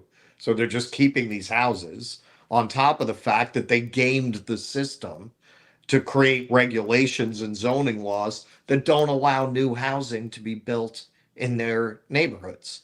So that is an element you'll never hear these people address, because for the same reason those laws exist. These people have too much political power to go after them. Well, the other thing too, I mean, so like on that issue, on the housing issue, also on the healthcare issue, and even on the paid leave issue, Vance is of this new sort of populist wing of the Republican Party that is at least trying to, as a thematic pitch at least, Right. distance itself from, Reaganism and things like that. So, he tries to make an argument that is different from your standard bootstrap, sink or swim kind of thing. Well, we want to give you options in terms of paid leave. And no, of course, we don't want the people with pre-existing conditions to be charged more. But substance-wise, they are still very much the Reaganomics party. Yeah. And so he can't really Bootstrap do... it, baby. Yeah, exactly. He can't really do anything but gesture away from that without putting any meat on the bones. And this is why I say Vance, at the end of the day, won on points, because Walz didn't push him on any real specifics there. Like, he didn't really nail him down. Walz seemed to want to have fun with him. Walz seemed to want to get along with him. It was very chummy. Too chummy. Both of these candidates, he's like a nervous little sausage up there. Well, both of these candidates seem to think this is like an existential battle for the future of the country. And yet both of the candidates actually seem to go out of their way to be nice to the other one. Right? Now, maybe they think that's going to warm the hearts of some normies there, but I don't get it. I think both of the candidates missed opportunities to really twist the knife in the other one's back. Like, I don't know what the fuck that Walz thing was where he was talking about his trip to Hong Kong or whatever, but he froze up. He talked too much. The moderator asked him to clarify that answer, and he just should have given a 2-word thing to move on. Instead, he tried to start again, and he lost his place. Vance didn't pursue that. Walz didn't pursue the healthcare stuff. I don't think he nailed him down hard enough even on the abortion issue or on the specifics of the cats and dogs thing. I mean, Vance started the whole cats and dogs thing. Walz made a sort of very, very passing reference. Well, you said you started a story, meaning Vance says, well, I started the story about the cats and dogs. But he didn't nail him down on that. So, I think both candidates performed well enough to like charm, certain, white picket fence families. Right. But both pulled a lot of punches too. Ultimately, the reason I think Vance is the technical winner of this, not that it means all that much, is that he had the most to lose. He could have come off as the green kid, the new kid who's in over his head, who got smacked around by the veteran politician, and he didn't. And that's what you were looking for if you were the Democrats and you didn't get it. So it ends up being kind of a wash. I don't think this will move the polls much, if at all. No, all I can say is in keeping with what we've been saying and what I said at Rage Against the War Machine. If you had any doubt that the Republicans have no plan for working people, this should dispel it. Yeah, this should dispel it, because Vance is far more articulate and intelligent than Donald Trump is. If there were actually a plan, he would have been able to express it. He would have been able to outline it. He very intentionally never did that. Right. All he did was signal, you're missing your leg. Your leg got cut off at the factory, and you're going to get evicted. That really sucks. It's bad. That's bad. He seemed fairly sheepish on a lot of points, even the deportation point. Trump is out there bragging that deportations are going to start on day one. Trump leads with that. I mean, he's very proud of that. And actually, polling shows that the American people are surprisingly sympathetic to that. Over 50% want that. So you would think Vance might want to lean into that just from a strategy standpoint. Obviously, I'm not saying I support the policy, but from a strategy standpoint, if you're the guy's running mate and the top of the ticket is touting that policy, and you do seem to have majority support on that policy, you'd think he would be very comfortable just embracing that. He didn't seem comfortable with much policy. I mean, Vance was just towing a line. And again, the reason I think he wins is because he wasn't really challenged enough. He had the most to lose. He could very have easily been knocked off of the balance beam, and he wasn't. He was able to just very sort of meekly toe a certain line, strike a certain balance, speak pretty vaguely in terms of just about every policy answer. And Walz pretty much let him get away with it. Now, Vance let Tim Walz get away with quite a lot too, but Walz didn't have anything to prove. He's the old guy. He's the veteran. He's been in the game. Like, nobody's looking at Walz saying how this guy's going to perform. He basically did what everyone expected to do. Vance, it could have gone either way, and it didn't go sideways. So that's why I think he comes out with the win, so to speak. Well, because of who Donald Trump is, it's almost like you have an inversion of the normal president-vice president thing, because you have an attack dog at the top of the ticket. Right, exactly. He's doing the nice guy. Exactly. Yeah, that's a good observation. Usually they call the VP the attack dog. In this case, Trump is the attack dog. Right. Yeah. It's on him to actually make the ticket look softer. Right. Exactly. Because you got Trump up there insulting, my crowd sizes are the best. Yeah, exactly. Like that's top of the ticket. You got to come off like the softer good cop. Yeah, no, that's a good observation. All right, let's get to some real news, folks. We're going to do a couple of real stories before we close the lights on the stream, because this was a big news day. So we did the Iran airstrikes into Israel at the beginning of the stream. If you missed that, you can catch that on the replay at the beginning of the stream. But some big news today. The International Longshoremen Association is on strike. So Fox News had the breaking this morning.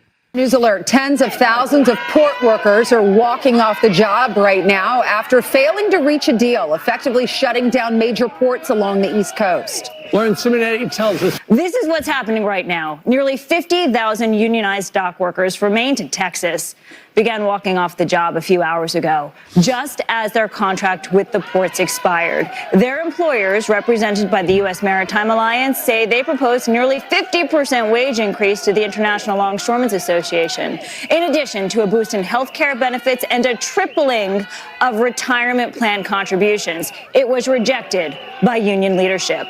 Dock workers also striking over fears, as you said, Steve, that automation could eventually lead to dramatic job loss. They are demanding total ban on automated cranes, gates, and container moving trucks used for freight. So just to pause there, Fox News leads with the other demands. The longshoremen tend to like to lead with the automation demand since that's their major issue. They do have demands beyond that, which Fox takes issue with, which we're going to see in a later video. But that is one of the big sticking points here is they want to be ensured that they're not going to that their jobs are not going to be automated out of existence because these are 6-year contracts. So you don't just fight for the deal for today. You got to anticipate, okay, at the rate technology is changing, are we going to be replaced in year 4 out of 6? Because you don't get another bite at the apple for quite a long time. All right, here we go. The ports shutting down, responsible for about half of all U.S. imports and billions of dollars in trade a month. And products will not be able to be imported or exported during the strike. This includes chemicals, iron and steel, medical equipment, furniture, vehicles, machinery, and electric machinery. A J.P. Morgan analysis predicts this strike could cost the economy $5 billion a day. The New Jersey port director told Fox Business 6 ships have already anchored offshore after failing to make it into the port before it shut down. That number, by the way, is expected to reach 35 if this strike extends over a week. Now, President Biden has the power to impose an 80-day cooling off period to get the workers back on the job. As contract talks continue, he has said he will not intervene. The Teamsters union is telling him, stay out of this fight. They're using much cruder language that I cannot say on air to send that message. But guys, here we are. Another strike. What is it, number 71 or 72 under the Biden administration? Yeah, I think 71. It's 70. Yeah, I think 71. This will be 72. So the Teamsters, they said, you better not intervene. This is where the power comes in from them not having issued any endorsement, because now the fact that they have not endorsed either candidate, that gives them more power in this situation. Right. Hey, there's an election in 35 days. Don't fuck up here. Don't fuck up here and make us endorse Donald Trump, right? Yeah, this is it. This is it. This is the only, at this historical moment, this is the only worthwhile political activity. Strikes, as you advocate, a general strike, union organization, grassroots movement around specific issues. What we really need to do as a left movement is develop a set of precepts and demands. When I think about, well, where do we go after this election from hell? Like, what do? We need to develop some guiding principles to organize coalitions around. Right. This whole, don't get into what are the Green parties, this and all of this fighting, all of this infighting around nonsense. It really needs to stop. And people need to understand this wants you doing that. This wants you doing that. X, all of these platforms reward antagonism. It is what the CIA and the FBI, they still do it. But I honestly don't believe they feel like they have to do it like they used to. Like they would literally get the Black Panthers in gunfights with other groups by infiltrating both sides. And people would get killed. Now the algorithms do it. The algorithms do it. It really incentivizes everybody to jump up on a soapbox and make their declaration about their purity. Oh, how dare you? That shit has got to stop. We have got to develop basic principles of what the demands are and move forward from there. and include everyone who can agree on those principles and knock it off with the doctrinaire bullshit. Yeah. And then when you have a work stoppage, you say, when these conditions of ours are met, we will go back to work and not That's a day it. sooner. That's it. That's All it. right. Now, here is the man of the day here, Harold Daggett, who is the president of the Longshoremen. Here he is mixing it up with a Fox News reporter over the strike. And the past Secretary of Labor, Julie Sue, has been terrific. She's knocking down doors. She's trying to stop this. She's trying to get us to a media where we can have a fair negotiations. It's the companies that don't want to. They don't want to sit here and be fair. So that's why we're out here fighting for our livelihood. What more from the automation do you want? What more protections could there be? What more? Yeah, they have language in there now. Not strong enough, because what happens is they come in with new technology. We just caught them in Mobile, Alabama, called Autogate, and that means the trucks are coming in and they're already checked in somewhere else and not using the checkers in the ILA. Circumventing the contract. They don't care. They don't care. It's not fair. And if we don't put our foot down now, they would like to run over us, and we're not going to allow that. You are going to grind the economy to a halt here on the East Coast and the Gulf Coast. No, not us. They are. Don't spin it now, because you're Fox News. They're going to drive it. But are you worried? They're going to drive it. Are you worried that this They have the capital to settle this thing. Are you worried that this strike is going to hurt the everyday American, the farmers that need to reach the export market? They're telling me that they're going to hurt through all Now you of this. start to realize who the longshoremen are, right? Nobody cares. People never gave a about us until now, when they finally realized that the chain is being broke now. Cars won't come in. Food won't come in. Clothing won't come in. You know how many people depend on our jobs? Half the world. And it's time for them and time for Washington to put so much pressure on them to take care of us, because we took care of them and we're here 135 years and brought them where they are today, and they don't want to share. That's it. You see That's what it. happens, Now Larry, he's doing when you fuck a stranger in the ass? exactly. Yeah. Yes. That's it. That's it. Put that little bimbo in her place. She's out there. Well, we are going to hurt the economy. No, we're not going to hurt the economy. Yes, the people who won't give us the contract are not going to hurt the economy. I love this guy. That's exactly right. And you know what? This is exactly the kind of guy Fox News does not want to show you. Exactly. They've been running around. The people that they represent, the people that they are mouthpieces for, have been running around pretending every guy like this is obsessed with culture war issues and completely on board with Reaganomics and bootstraps and obsessed with migrants. And that's a real fucking working class guy talking in older language. It's not an accident he's an older guy. There's something else I've been thinking about a lot. The whole political left is so degraded. We really need to look to the past. We really need to look to the tactics and the organizing principles of past leaders. I got to send this to you. We've been so busy. We've had so much shit to do. One guy I interviewed who's a fan of the show, but he was an older guy. He kept coming up to me at Rescue the Republic. Interview me. What I'm gonna tell you, you're gonna love. It's very important. And I'm like, yo, man, I'm running around. I'm trying to grab interviews with these people as they come in the tent. And he was like, call them out. I said, all right, I promise before I leave today, I'm going to come out and I'm going to interview. So I did. When I was leaving, he was like, you ready? I'm like, yes, you got 5 minutes. I turned the camera on him.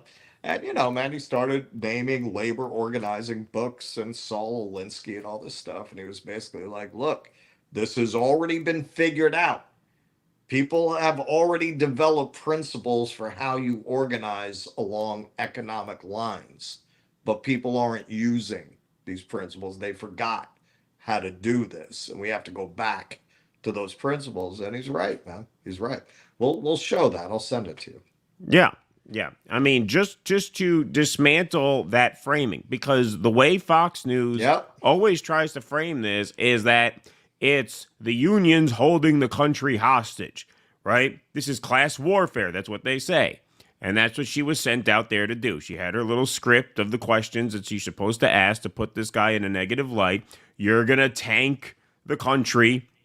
It's going to be your fault that people lose jobs over this if it goes on indefinitely, and that, the country's going to come to a halt. A lot of Americans are really worried that they're going to be hurting because of you. Yep. And he's like, no, it's not because of me. They've been playing for 40 years. That the whole time, and she tried to do that, and he just swatted it down so forcefully. Yeah. It's their fault. It's not the fault of the owners. It's always the fault of the workers. Exactly.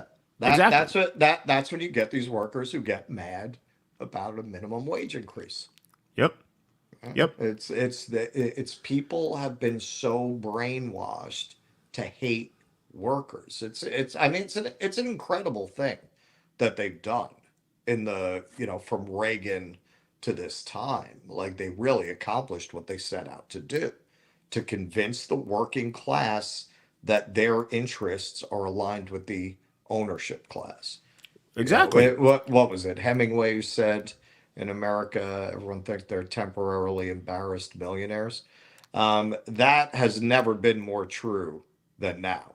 We have all of these workers who will defend the ownership class because you think you're going to Kentucky Fried Chicken type franchise chain, like that's going to be you. so you don't want the taxes to go up on the rich because you don't want to have to pay them when you get rich. That was John Steinbeck, not Hemingway. I just looked that up because I thought Steinbeck? I didn't think it was Hemingway, but yeah, one of those. But yeah, no, I mean, so that is totally true. And the whole framing of this as a class warfare issue, they only accuse the working people of doing class warfare. Right. When Vanguard, it is projected that the Vanguard Group's going to own 40% of housing by 2030 because of the rate at which they're buying the new housing. Right. They don't call that class warfare. That's good business. Right. So when the rich do business, that's business. But when the working people do business, that is class warfare. This is what I'm saying. You got to fucking shut it down. Right. All of these podcasters with all of these fucking platforms. I don't care who it is. I don't care what they've backed or bad positions they've taken. You know where you're really going to see who's who? We need to start organizing massive protests at Goldman Sachs headquarters, at Vanguard headquarters. We need to start making the kind of massive demonstrations exposing these corporations and what they're doing that make it impossible for them to hide. Look, we have all in this space developed a fair amount of visibility, where if we actually apply it to something, that could have an enormous impact. Like, to me, after this election, which is really just a distraction, this election is really meaningless to me at this point. Like, in terms of who wins, it's pick your poison, man. Pick what flavor of poison you like. Right. Let's get past that. You had these two Bernie campaigns that all this shit was anchored around before, and we weren't really doing this then. But okay, so what do you do after this election? Like, what do you do? Like, what? You're going to spend the next 4 years bitching about whoever's in office until the next election comes along? Like, what is it? Is this space for activism, or is it just entertainment? At which point, you might as well just go back to CNN and MSNBC for all the good that does. They got a budget. At least you get some nice graphics. You get a set. You don't get a plant and a TV and a broken down bookcase. You'll get some graphics. That needs to be where this goes. People in this space need to use their visibility, need to use their profile to support movements like this and to help stimulate actions like this. Yeah, indeed.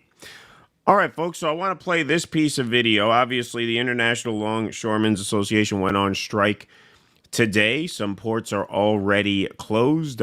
Ships are already having to dock off of port because they can't unload their cargo. Here is a video that came out yesterday of the president, Harold Daggett, basically setting up how this is going to go and why. Millions no more. They're making billions. But today's world, it's changing into the future. They're not making millions no more. They're making billions. And they're spending it fast as they make it. I want a piece of that for my men, because when they made their most money was during COVID. When my men had to go to work on those piers every single day, when everybody stayed home and went to work. Not my men. They died out there with the virus. We all got sick with the virus. We kept them going.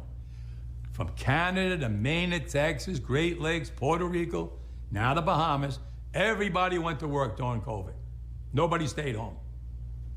Well, I want to be compensated for that. I'm not asking for the world. They know what I want. They know what I want. And if they don't, well, then I have to go into the street and we have to fight for what we rightfully deserve. These people today don't know what a strike is. Right. When my men hit the streets, from Maine to Texas, every single port will lock down. You know what's gonna happen? I'll tell you. First week, be all over the news every night, boom, boom. Second week, guys who sell cars can't sell cars because the cars ain't coming in off the ships. They get laid off. Third week, malls start closing down. They can't get the goods from China. They can't sell clothes. They can't do this. Everything in the United States comes on a ship. They go out of business. Construction workers get laid off because the materials aren't coming in. The steel's not coming in. The lumber's not coming in. They lose their job.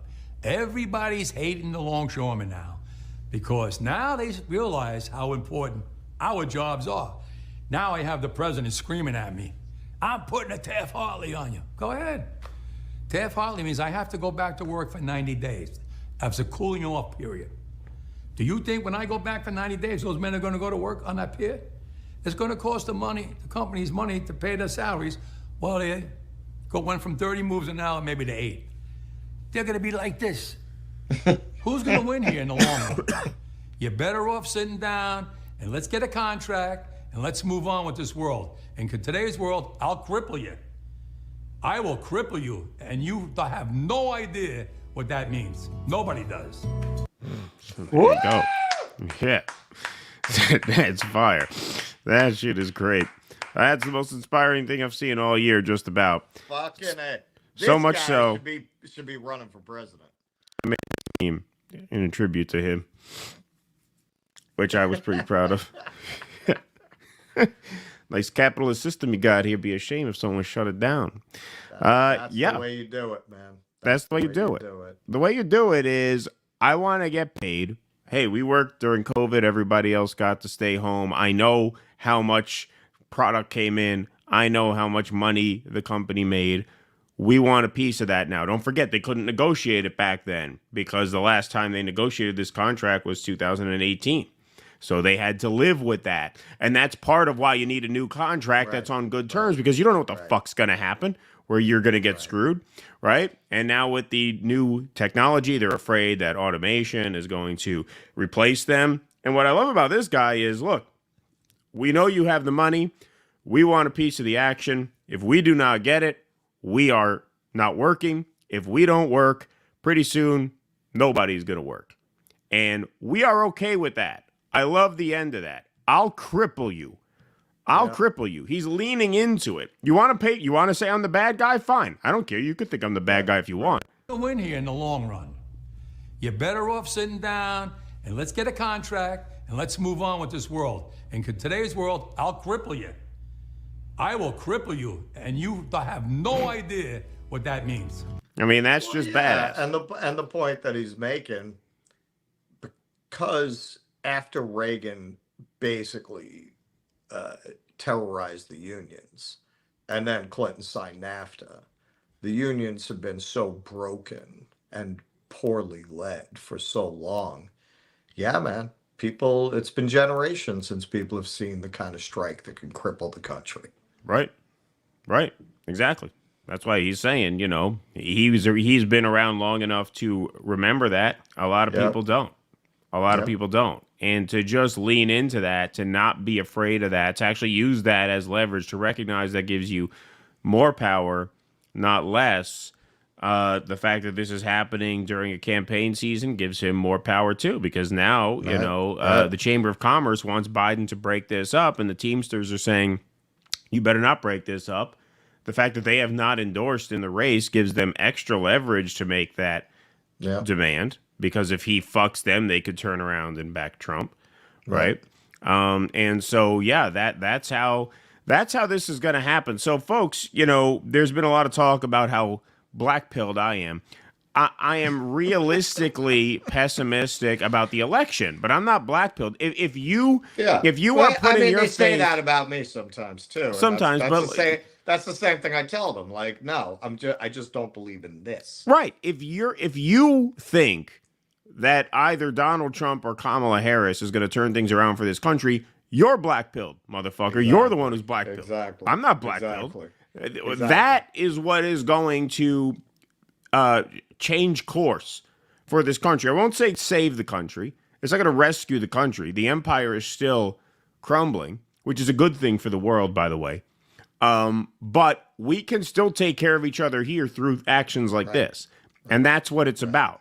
That's what it's about. Who gives a fuck about the United States as an entity? Who cares? Well, you see every fucking minute of the day, there's more dead children on your phone that you got to scroll through. We're doing that with our money. We're doing that because we are an evil empire. So what, we're supposed to be invested in the perpetuation of that project? Fuck that project. That project can go to hell. We need to take care of ourselves and each other as working people here who happen to live within the walls of the empire, and that's how you do that. That's how you do that. There are different tracks here. You don't have to be invested in preserving the country as the entity it currently is, with the standing in the world that it currently has. That you can relish in the demise of that, while at the same time still care about yourself and your fellow man here, and try and take care of your friends and your families and your neighbors through actions like building mutual aid networks to sort of help each other survive when the shit hits the fan. And part of surviving the shit hitting the fan is this.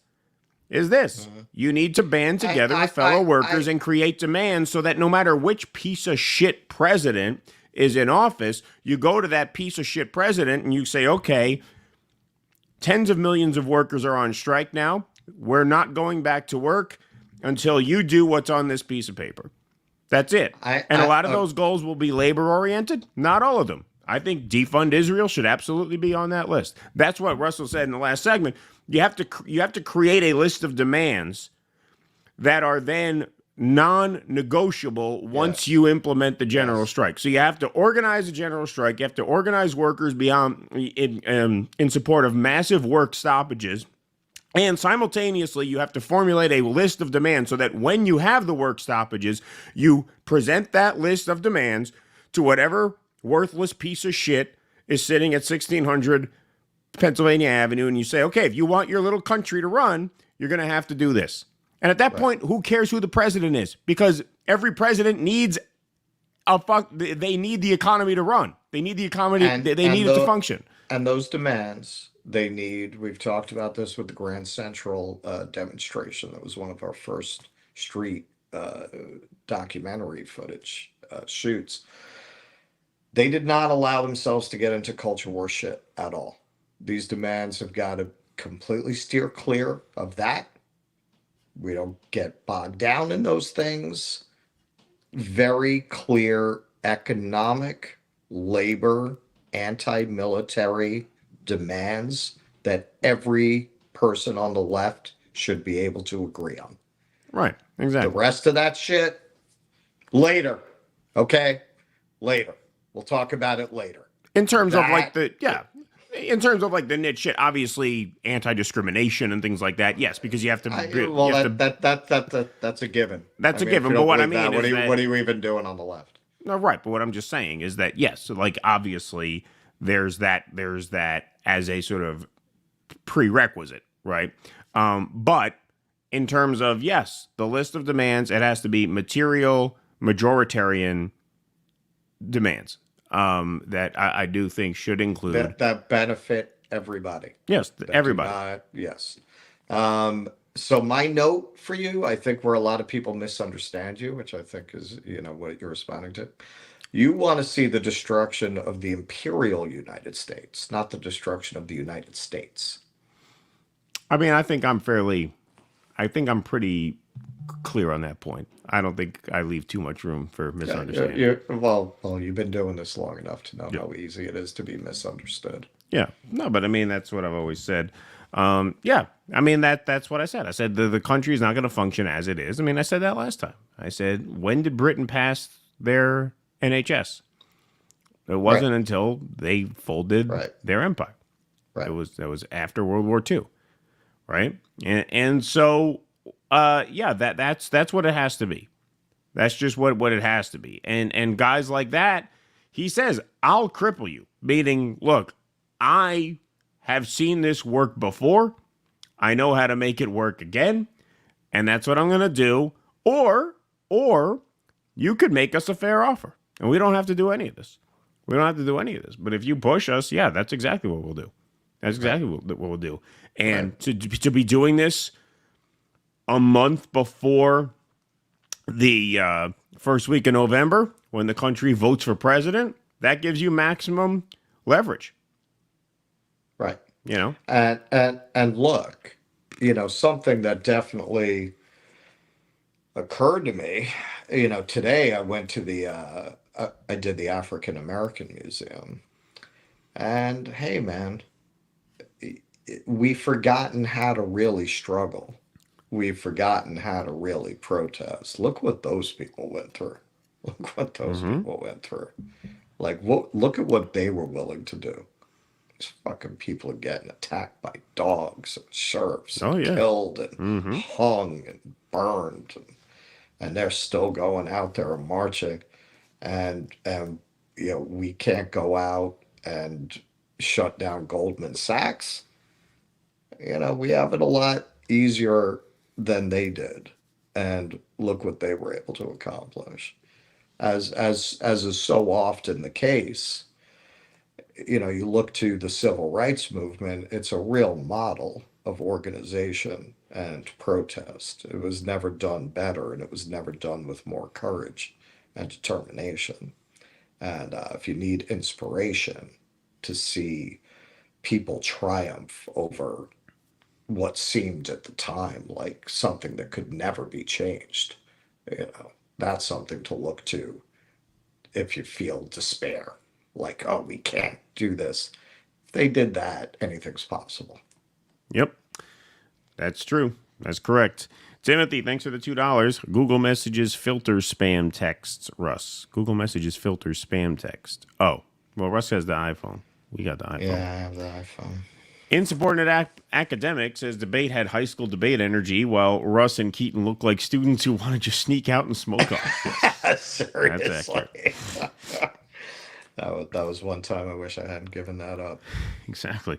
Tusker says, I'm now voting for Trump because I support the deportation of lonely cat ladies. I don't want to pay for the flight out of this shithole. There you go. Thank you, Tusker. Appreciate that. Todd S., thanks for the $10. Sadly, they did put out a statement. They wouldn't interfere with weapons shipments. They need to shut it down, especially where it hurts the most.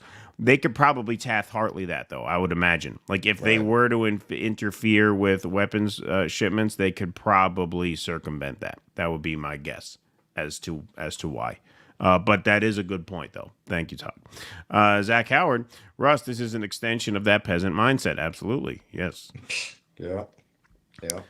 Oligarchs fear disruption. Go longshoremen. Thank you, Zach Howard. Appreciate that.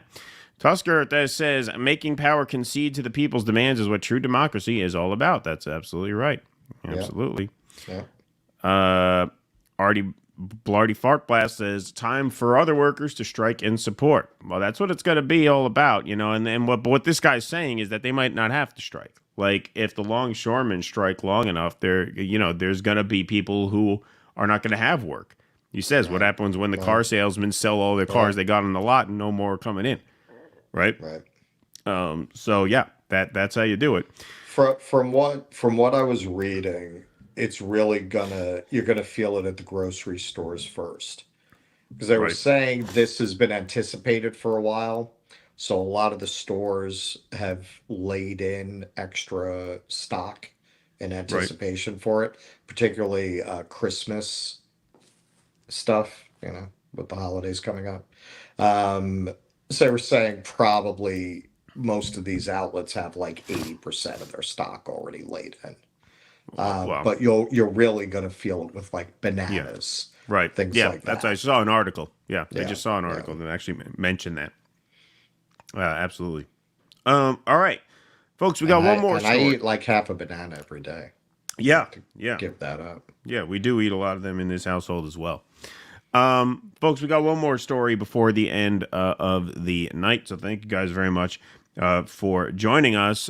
Julian Assange is a free man, and he spoke out for the first time as a free man very, very early this morning. I believe 2:30 a.m. Eastern time here in New York. But of course, he was not in the States. He was in France at the PACE hearing. PACE stands for Parliamentary Assembly of the Council of Europe. So he was in Strasbourg, France today, this morning, and the whole hearing is available to watch. He spoke for about 15 minutes and then took questions for about an hour.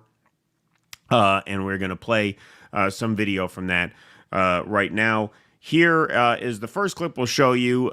This is Julian making clear to everybody that while he's grateful to be free, this whole process, including the process of securing his freedom, was not actually an example of the system working. In fact, he had to plead guilty to the crime of journalism. None of the statements, resolutions, reports, films, articles, events, fundraisers, protests, and letters over the last 14 years should have been necessary. But all of them were necessary, because without them, I never would have seen the light of day. This unprecedented global effort was needed because the legal protections that did exist, many existed only on paper, were not effective in any remotely reasonable time. I eventually chose freedom over unrealizable justice after being detained for years and facing a 175-year sentence with no effective remedy. Justice, for me, is now precluded as the US government insisted in writing into its plea agreement that I cannot file a case at the European Court of Human Rights or even a Freedom of Information Act request over what it did to me as a result of its extradition request. So look at that. So they really made him eat it, because they're saying you cannot basically, I guess, file an appeal of sorts retroactively, even though he's free. He could have his name cleared if he were to, inquire into this and possibly have some manner of recourse. But they're saying, no. You don't even get to put in a FOIA request to find out the nuts and bolts workings of your case. Not even a FOIA request. And I just want to say, it is incredible with what he's been through, how much calm and poise he projects. Oh, yeah. Yeah, this guy's like fresh off of being tortured for 5 years straight. Yeah, it's really amazing, because I think everyone was afraid you were gonna see the signs of that. And this guy seems like he just got back from playing polo. Yeah, no, hasn't missed the beat cool in as that a respect. cucumber. Amazing, amazing. Absolutely. To be totally clear, I am not free today because the system worked. I am free today after years of incarceration because I pled guilty to journalism. I pled guilty to seeking information from a source. I pled guilty to obtaining information from a source. And I pled guilty to informing the public what that information was. I did not plead guilty to anything else. So what he's saying there basically is that he took freedom over a 175-year sentence. Right. He and the activists who worked on his case, who he shouted out at the top of that monologue, were able to pressure the government into showing some mercy, which is obviously a huge win. We sent Russ to London to cover those Day X hearings because this is what we wanted. And so I'm not trying to pour cold water on that. Obviously, the fact that he's here telling his story is a huge political win, even though justice was not seen in the case itself. What we really won was mercy, not justice. And that's the point he's making there. He's like, look, this is not an example of the system working and us coming out as victors. This is activists putting pressure on the system to not deal with the optical disaster of torturing a journalist to death. Right. Instead, they showed mercy on me, and now I'm a free man. But don't get it twisted.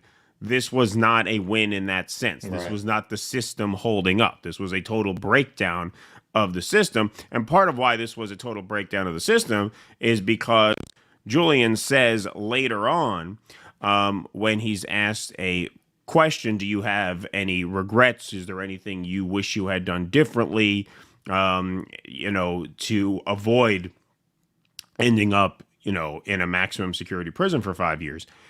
And he says he was naive to believe that the law mattered. So I'm going to play that piece of sound right now. Had ever been prosecuted, no publisher had ever been prosecuted for publishing classified information from the United States, either domestically or internationally.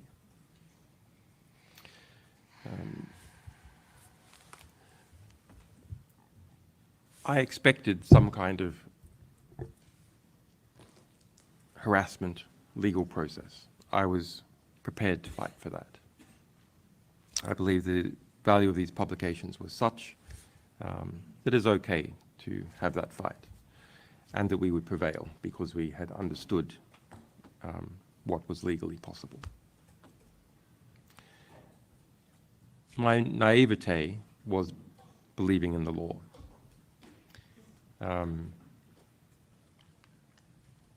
When push comes to shove, laws are just pieces of paper, and they can be reinterpreted for political expediency.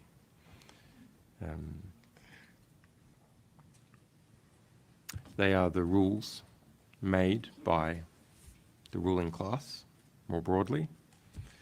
And if those rules don't suit what it wants to do, it reinterprets them or, hopefully, changes them. So what he's saying there is basically a version of what Glenn Greenwald told us when we interviewed him almost a year ago. Yeah. Which is that if you are a true dissident, if you truly challenge power, the institutions you rely on to protect you will not protect you. They will turn on you. They will find a way. And so what he's saying there, he says, well, I expected to be harassed. I expected them to, put me through some kind of hell to scare other people away from doing this, right? I was expecting a real sort of hassle. A legal battle. Right? Yeah. A legal battle, a hassle. They would, rough me up a little bit, but I didn't expect to be put in a maximum security prison for 5 years. I assumed that the law would actually prevent that from happening because there's no legal precedent for somebody being prosecuted for publishing classified materials. He said that at the top of that clip. Right. And he says, in retrospect, I was naive to believe the law mattered because when powerful people want you, they'll do whatever they have to do, up to and including reinterpretation of the law, or what he says, the reason he says it's more desirable that they change the law is that at least involves some bit of democratic process to actually change the law. But oftentimes they don't do that. They just reinterpret it. In this case, they invoked the Espionage Act from 1917. Hadn't been used in this way for over a century. So he assumed, well, it's been around over 100 years. They haven't used it yet in this context. Well, first time for everything. And he almost paid with his life for that. Thank God he didn't. Yeah, and aside from what they did to him, I think you would be naive, and I think Julian would probably agree that it would be naive to think nobody's ever been unalived for things like that, for knowing too much about things that aren't supposed to be out there in the public realm. A lot of reporters on the verge of big stories have met with unalived. What was his name? Michael situations that were- Hastings, whose car drove into a tree or something. Yeah, and he had just said that he was onto a big story, and and then there's what's his name? Gary Webb. Who am I thinking of? I'm not sure. That doesn't ring a bell to me. Who reported on the CIA crack connection? Oh, yeah, I don't know the name of that. You know what I'm talking about? I know people in our chat. Yeah, Webb. Yeah, I was right. So yeah, no, I mean, they look what they've done to who was it, Michael Danziger? Steven Donziger, yeah. Steven Donziger. Look what they've done to him. Like they've destroyed that guy's life. They've destroyed. He doesn't have his license. They put him under house arrest. They've destroyed that man. They've destroyed him. For what? For getting a totally valid judgment on behalf of indigenous people who have been fucked by the oil companies. The judge had a conflict of interest, and that really didn't matter. The judge who heard the case. Yeah, and that's exactly to Julian's point. Like in the end, when they want to get you, they'll get you, and they'll go around all those niceties of the law. Whenever, look what happened after 9/11. And that always happens. Whenever America gets nervous, well, okay, you had rights, but now we want to put you in internment camps because we're at war with your native country. So all the Japanese, you go, totally unconstitutional. We'll apologize later. Look at what happened after 9/11. We just interviewed the gentleman from the Newburgh. Newburgh 4, yeah. The Newburgh Sting 4. case, yeah. And they did that to a lot of people. That's the most egregious example, but they railroaded a lot of people after 9/11. They get nervous. The Constitution goes out the window. So yeah, no, he's absolutely right. These protections you think you have, you don't have. That's right. This is what is so dangerous about the people having lost their leverage over the government. The 70s was a period that was very unusual, where it was really the V for Vendetta thing. The government was afraid of their people. I will give you an example. This is unimaginable today.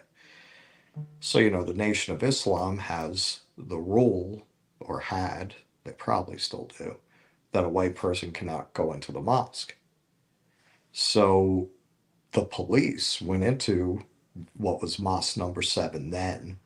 Now it's the Malcolm Shabazz Cultural Center, is a different location for Mosque 7. They went in because they were trying to find a murder suspect, and they unalived a cop, and the cops didn't pursue it. They let it go. That's how afraid they were of having some kind of an armed conflict with the Nation of Islam in the middle of New York City. That is how much leverage all the protest actions over a decade had. The government, the police. This is what I always say. The Stonewall riots could not happen today. The Stonewall riots happened because the cops got terrorized out of breaking them up. The police showed up, and the crowd turned on the police, and they drove away. Today, they'd come with tanks. They'd come with stun guns. They'd come with tasers. They'd kill people in that crowd if you tried to do the Stonewall riots today. But back then, the government was afraid of its people. And, through any legal means possible, we have to restore that dynamic. Well, what Julian talks about here is solidarity amongst journalists. And he mentions at certain points in this sort of interview / press conference, if you will, the journalist killed in Gaza and in Ukraine. And he talks here about the need for journalists to be activists for the truth. Sometimes there's a debate about whether someone is a journalist or an activist. I understand that debate. I've tried in my work to be rigorously accurate. I believe accuracy is everything. Primary sources are everything. But there is one area where I am an activist and all journalists must be an activist. Journalists must be activists for the truth.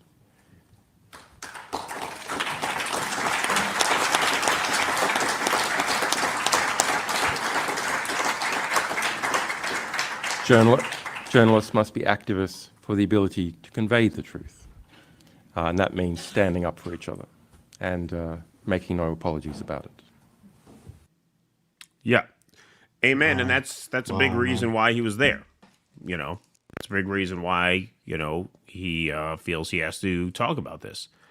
Because he mentioned the fact that, yeah, you know, journalists are now in Gaza. You've had hundreds killed. You've had journalists that die in the Russia-Ukraine war zone.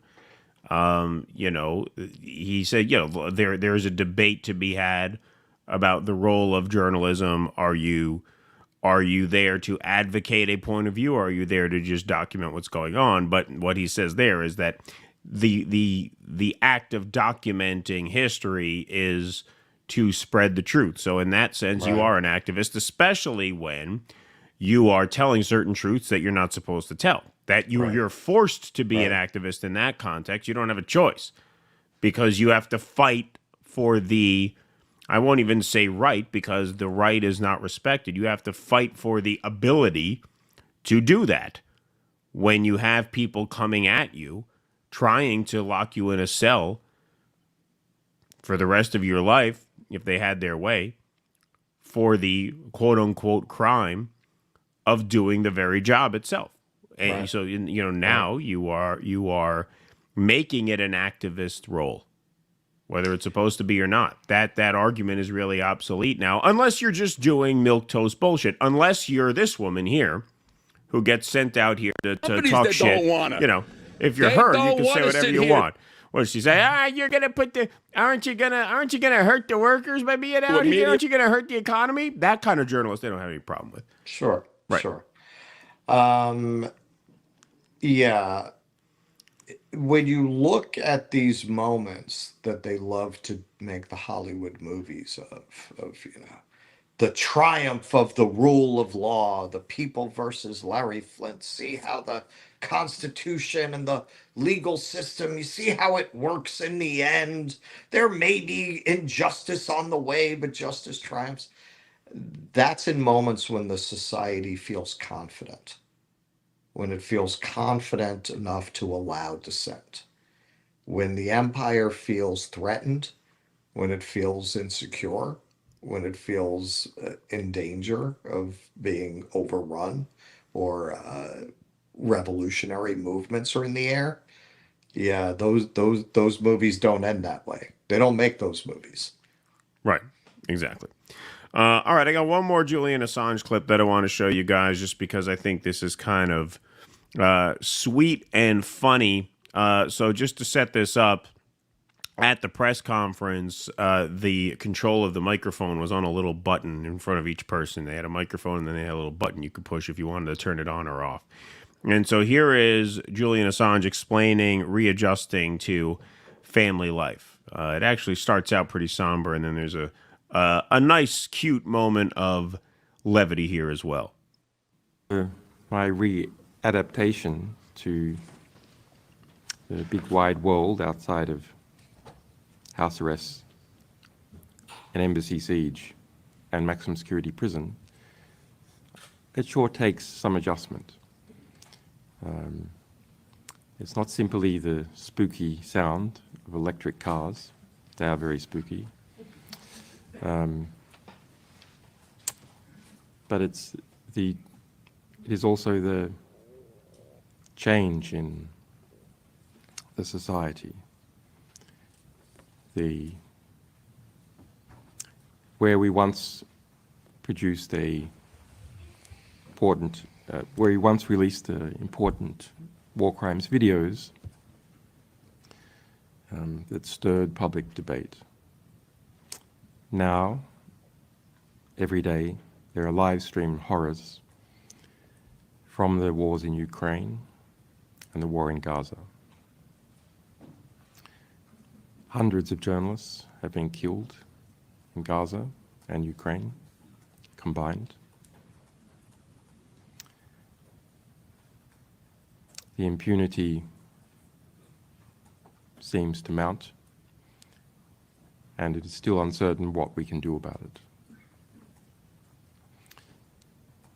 My readaptation to the world, of course, includes some positive but still tricky things. Becoming a father again to children who have grown up without me. Becoming a husband again. Even dealing with a mother-in-law. These are trying family issues. No, she's a very lovely woman. I like her very much.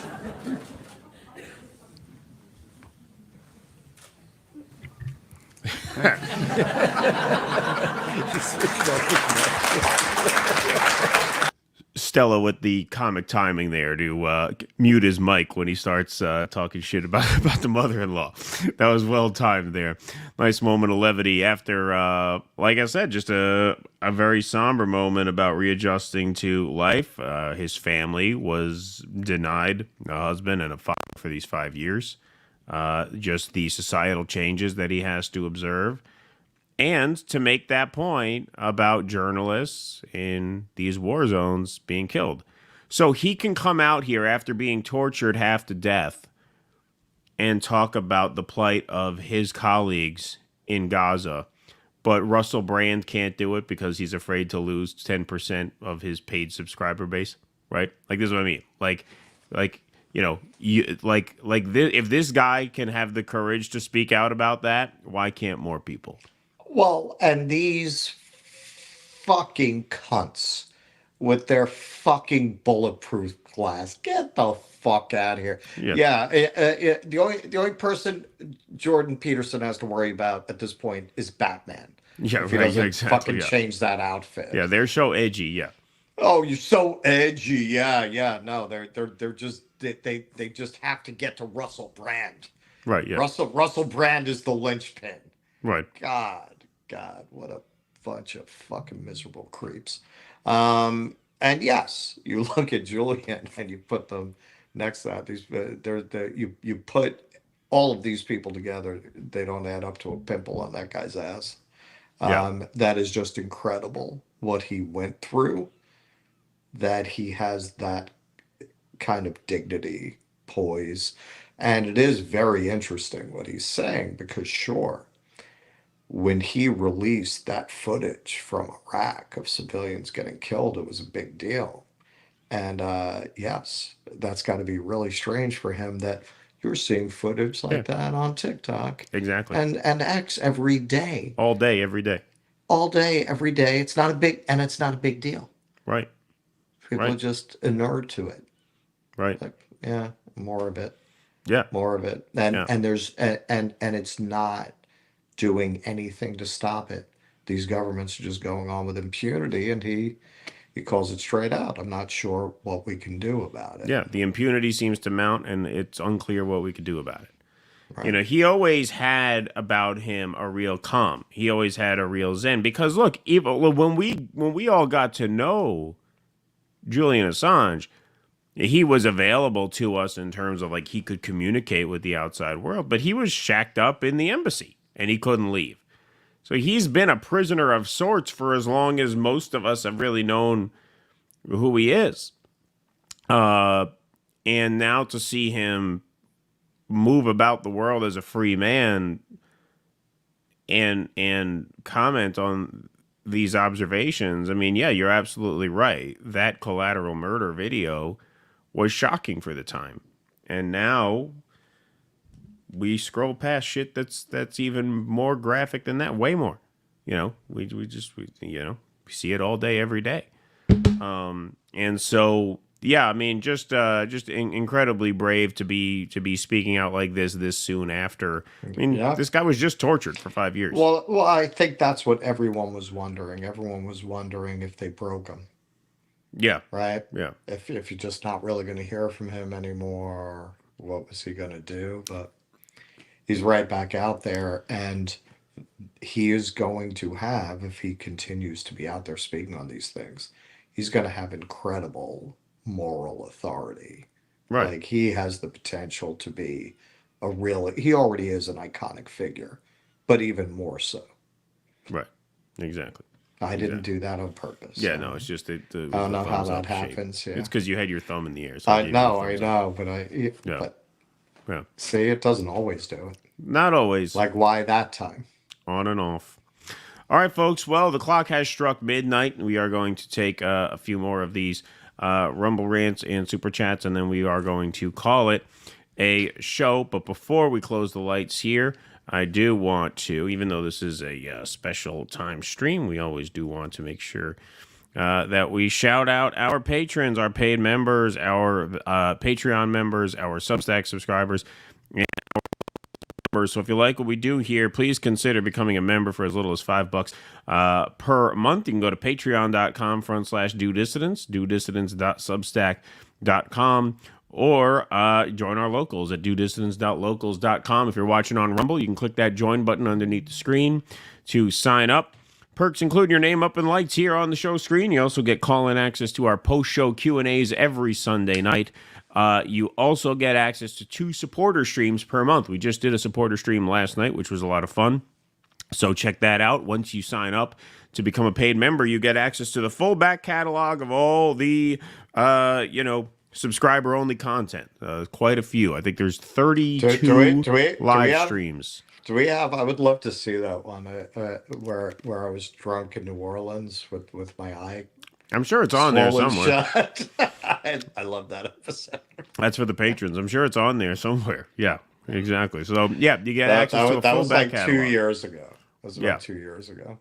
That was a while back, for sure. So those are the perks of becoming a member. We try and make it as worthwhile as we can.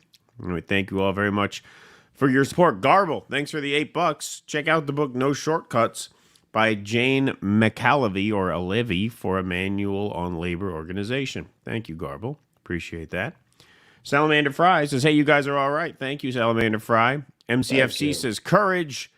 JM, thanks for the $2 and the thumbs up. Appreciate that very much. Doc Durkin says, if Trump campaign was smart, he'd back the Longshoremen's Union.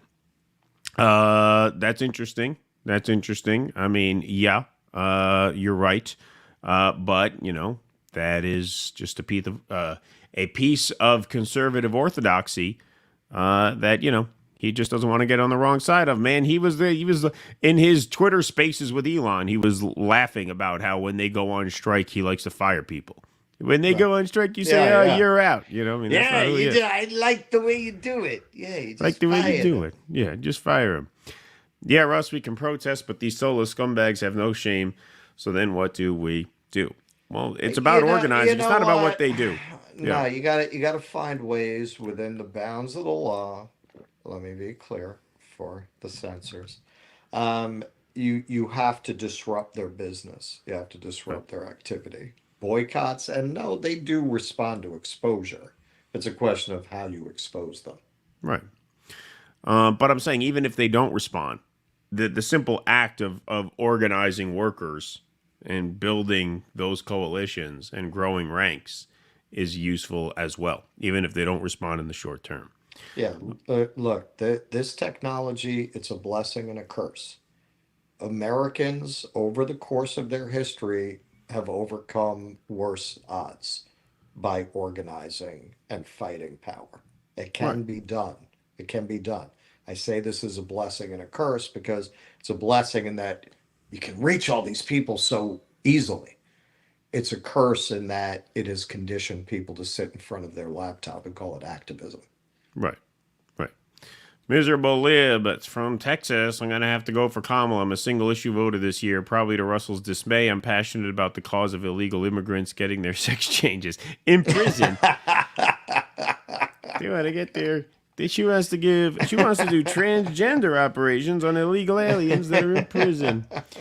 Alrighty, folks, that is our show. We appreciate you all staying up with us. Thanks to our Rumblers. Thanks to our YouTubers. Thanks, everybody, for hanging out with us tonight. We appreciate you very much. We are off tomorrow. We will be back bright and early Thursday, 9 a.m. for some morning dew. We will see you all then. Make sure you're subscribed to the YouTube channel. Hit that subscribe button. We're coming up on 75,000 subscribers. You should be there fairly shortly, so help get us there by smashing that subscribe button on the way out, please. And we're coming up on 20,000 on Rumble, which is great as well, so hit that follow button over on Rumble and help us hit those milestones. We appreciate you all very much. We will see you Thursday morning, 9 a.m. Eastern. Until then, thank you very much for tonight. Be safe and be well. Courage! Please clap.